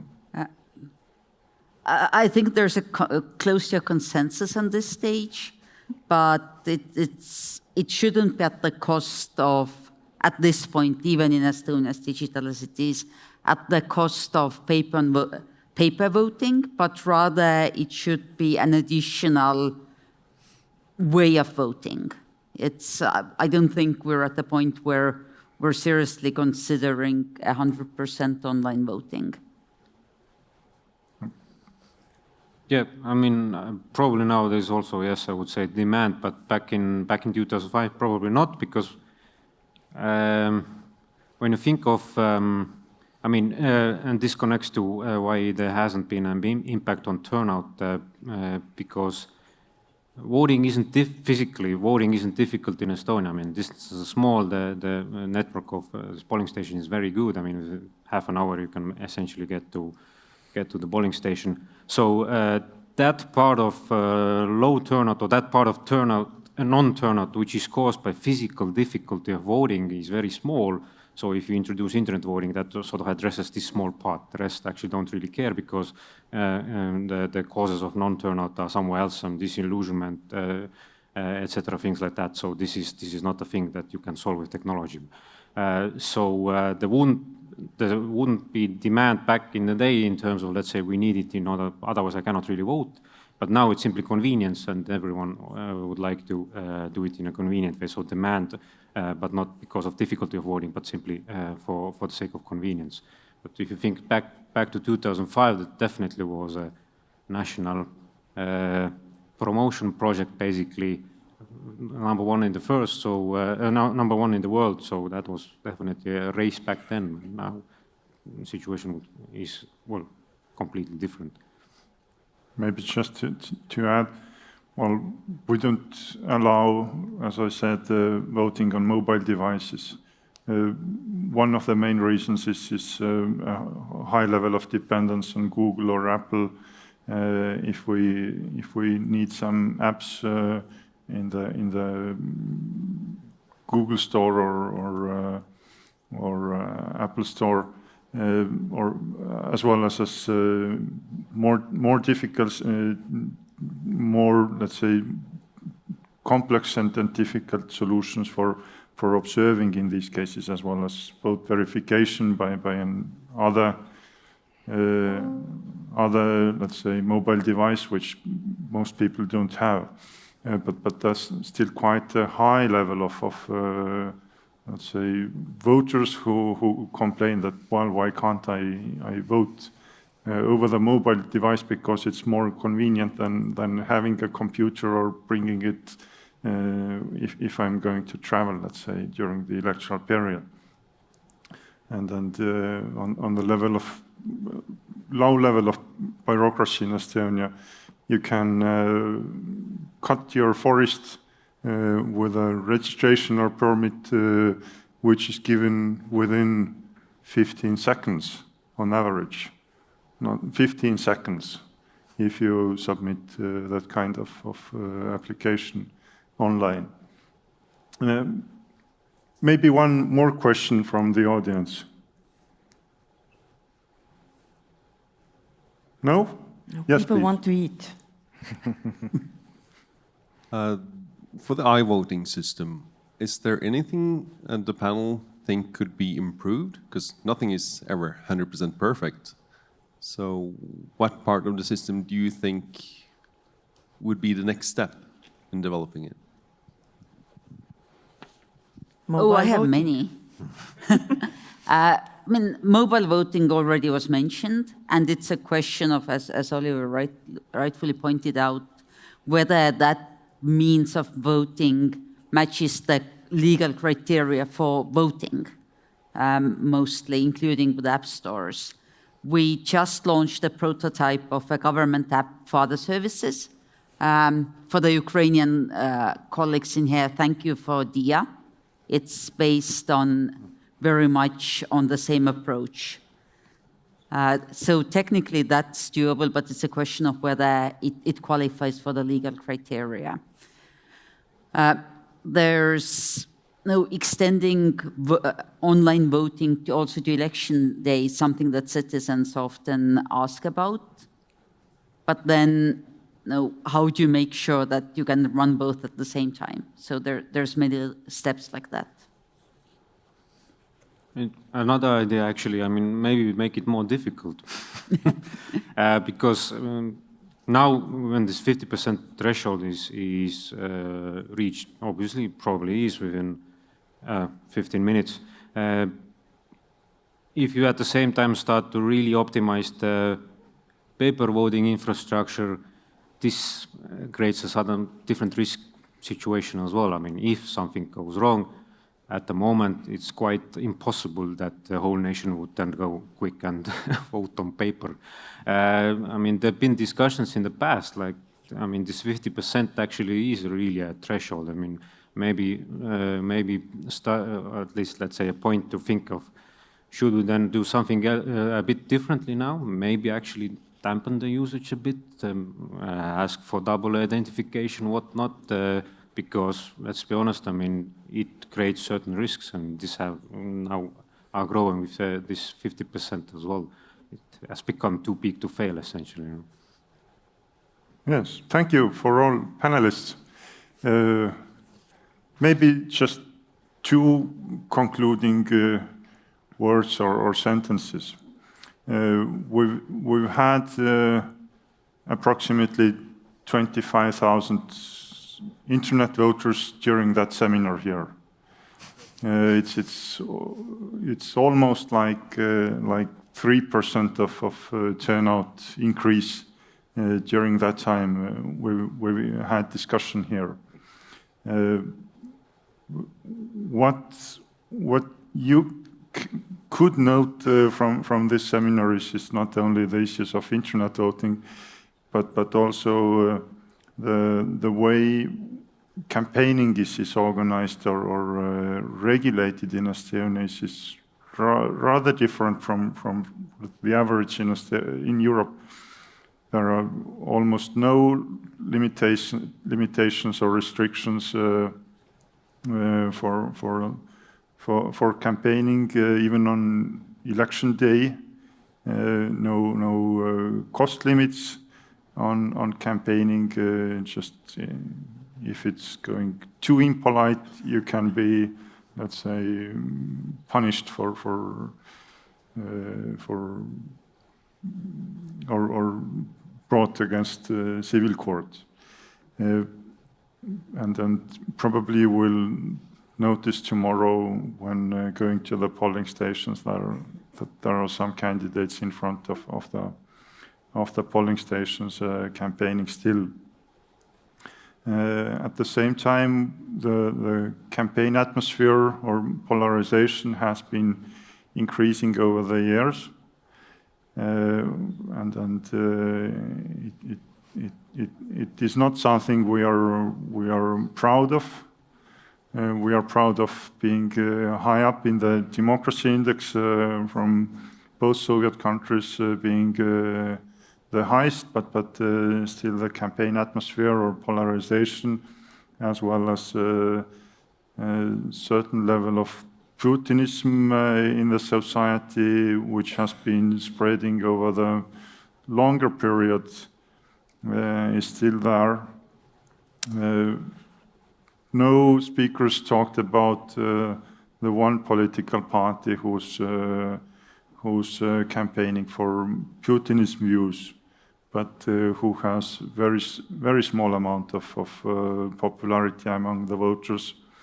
But still, some other parties are still trying to be more polite or soft with what Russia is doing. What you have probably heard or noticed is that the voting period is very long, not just 1 day or 2 days, but full 7 days, which means also some security issues for organizing, let's say, the paper voting, where the ballot boxes are kept, how the secrecy is guaranteed, and it's also a challenge not only to EMBs but also for observers to be present for 7 days if they want to be sure about the legality or secrecy or security of voting. And you probably also noticed that the seat allocation mechanism, how the votes are calculated to seats, is rather complex for ordinary voters. It is not something they can understand without studying it for at least hours. So a complexity in many parts of the electoral system in Estonia, not only seat allocation mechanism, but also how to observe the internet voting is very complex and very difficult. So it's the trust issues might be based a lot on the complexity issues as well. Thank you for attending, and now let's go to the dinner tables. Thank you.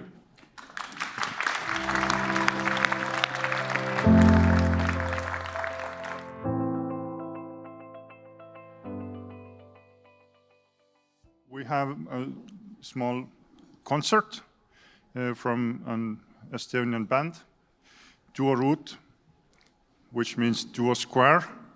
Its sound is based on the common ground that two young Estonian musicians and songwriters, Anneliset Reban and Katariina Kivi, have explored since coming together in 2017. Their sound ties together a single Estonian zither and two distinct voices. Inspired by the traditions of their Estonian heritage, they draw influence from both the beliefs of different cultures and their own contemporary and emotive songwriting. As they are composing on one instrument, Duo Root's music is minimalist at its core, but packed with new and imaginative ideas. Enjoy Duo Root.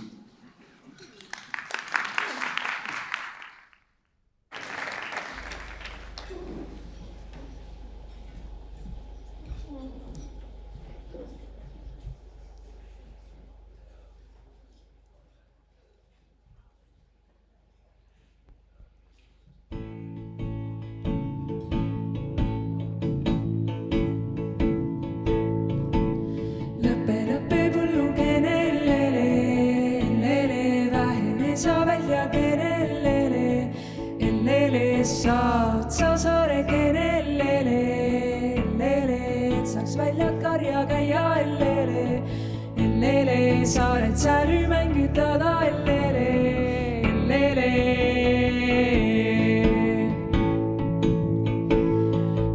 lõpe põllukene lele, lele, vähene sa väljakene lele, lele, saad sa saarekene lele, lele, et saaks väljad karja käia lele, lele, saared sääri mängitada lele, lele. kui sa lõppe siia jätan lele, lele, siia jätan sirgu süüa lele, lele, sirgu süüa kärbi käia lele, lele, teedele teha pesida lele.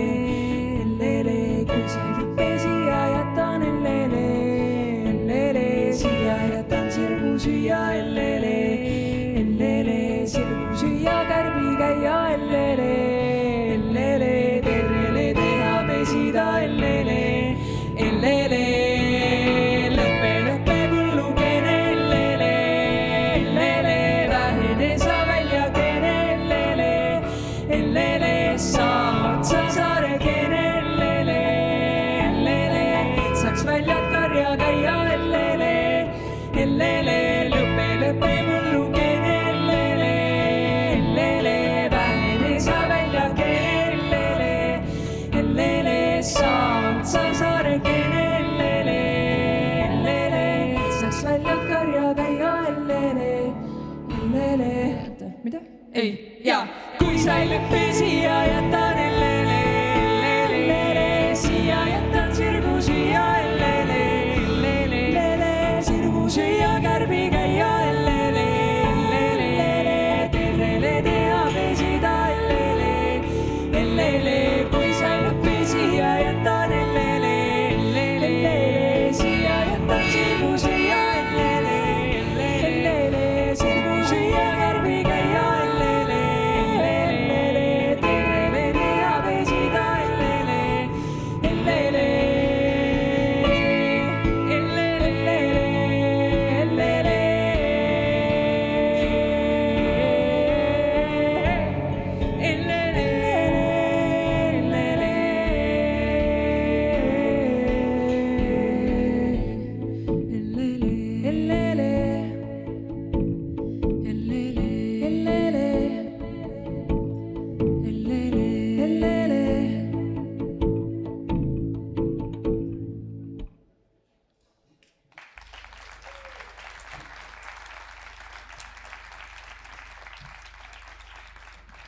Thank you so much and good evening.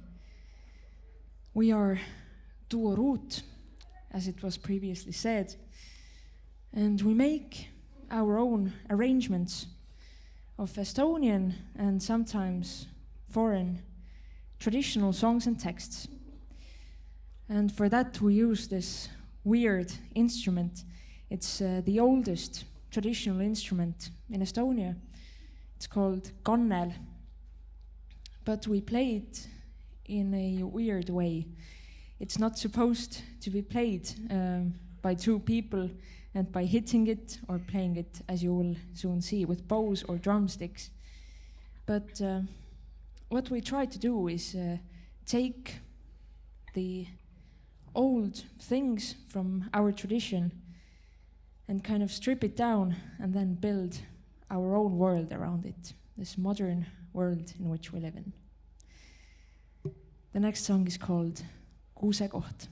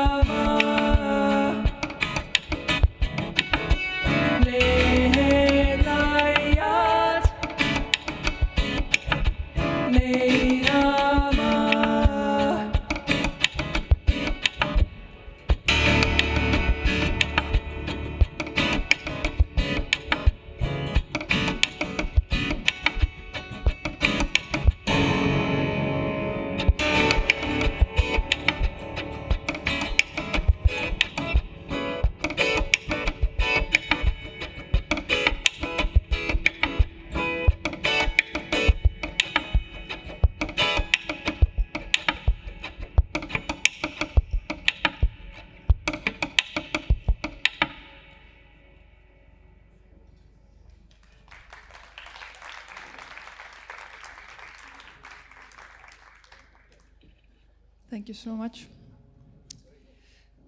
We think that Estonians really have always believed in the power of words because we have a lot of spells in our tradition. Usually the spells are about weather, to keep any kind of weather away. We're never happy with the weather. If it's rainy, we're not happy. If it's sunny, it's too hot. So if there is a weather, it's bad. We should have no weather. Exactly. But we are going to do 2 spells in a row. The first one, of course, is about weather, to keep the cold northern wind away, which we have a lot, especially today.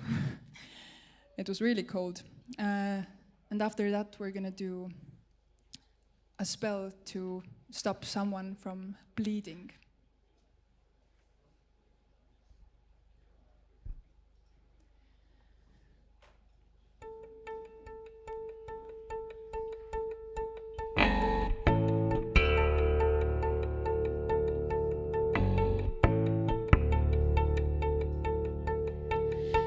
Sina puud põhjatuli, mis sina puud põhjatuli, ta tuuli, eruteled ida tuuli, eruteled kagu tuuli, karuteled kagu tuuli, karuteled lõunat tuuli, leeruteled lõunat tuuli, leeruteled edel tuuli, eruteled edel tuuli, eruteled laus tuuli, längüteled laus tuuli, längüteled veeskari, veereteled veskari, veereteled lues tuuli, loiguteled lues tuuli, loiguteled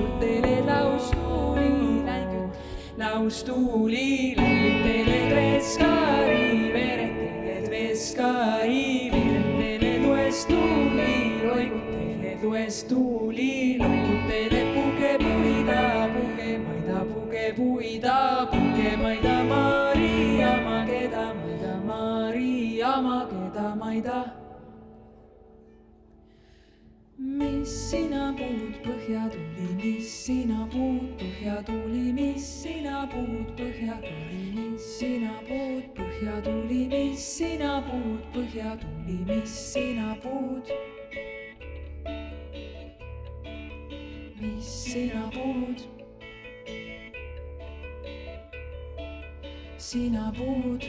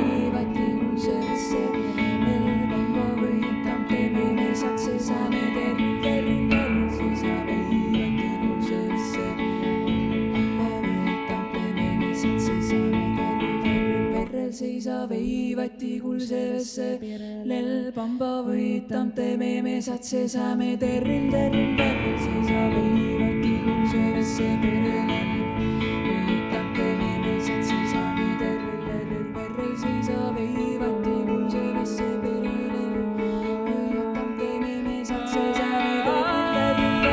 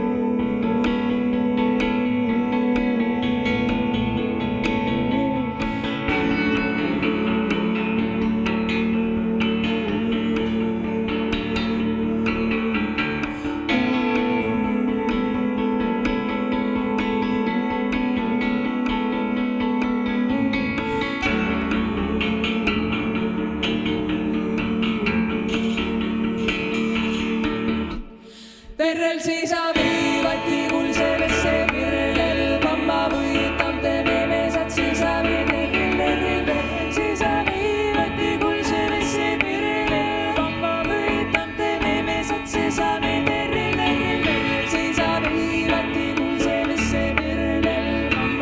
Perrel seisa viivati kulsevesse pirelel pamba võitam teeme me satsi saame terril terril perrel seisa viivati kulsevesse pirelel pamba võitam teeme me satsi saame terril terril perrel seisa viivati kulsevesse pirelel pamba võitam teeme me satsi saame terril terril perrel seisa viivati kulsevesse pirelel pamba võitam teeme me satsi saame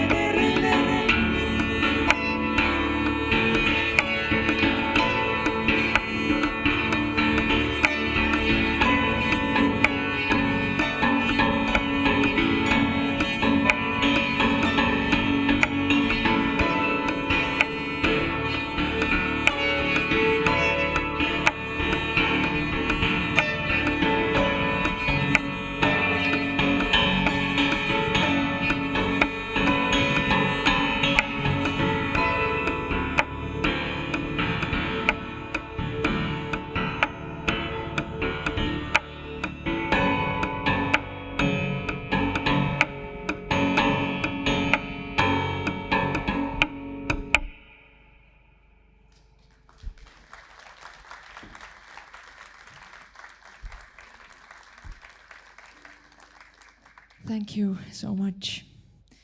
And now it is time for us to do our last song.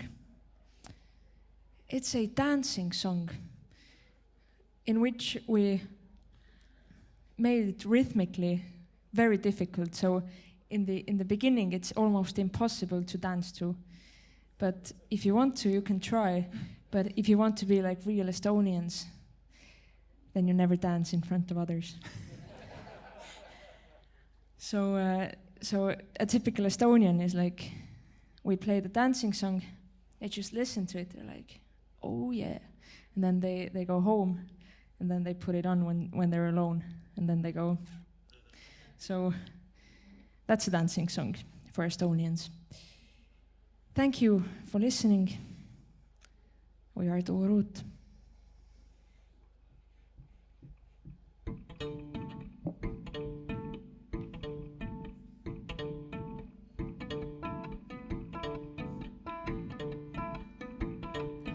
Neiukesed, noorekesed, neiukesed, noorekesed. Liinalaka linnukesed, liinalaka linnukesed. Käeharpeaga kaunikesed, käeharpeaga kaunikesed. Pange puunapaeladesse, pange puunapaeladesse. Sinisiidid lintidesse, sinisiidid lintidesse. Siis lända sa tantsimaie, siis lända sa tantsimaie. Neiukesed, noorekesed, neiukesed, noorekesed. Liinalaka linnukesed, liinalaka linnukesed. Käeharpeaga kaunikesed, käeharpeaga kaunikesed. Pange puunapaeladesse, pange puunapaeladesse. Sinisiidid lintidesse, siidid lintidesse. Siis lända sa tantsimaie, siis lända sa tantsimaie, siis lända sa tantsimaie.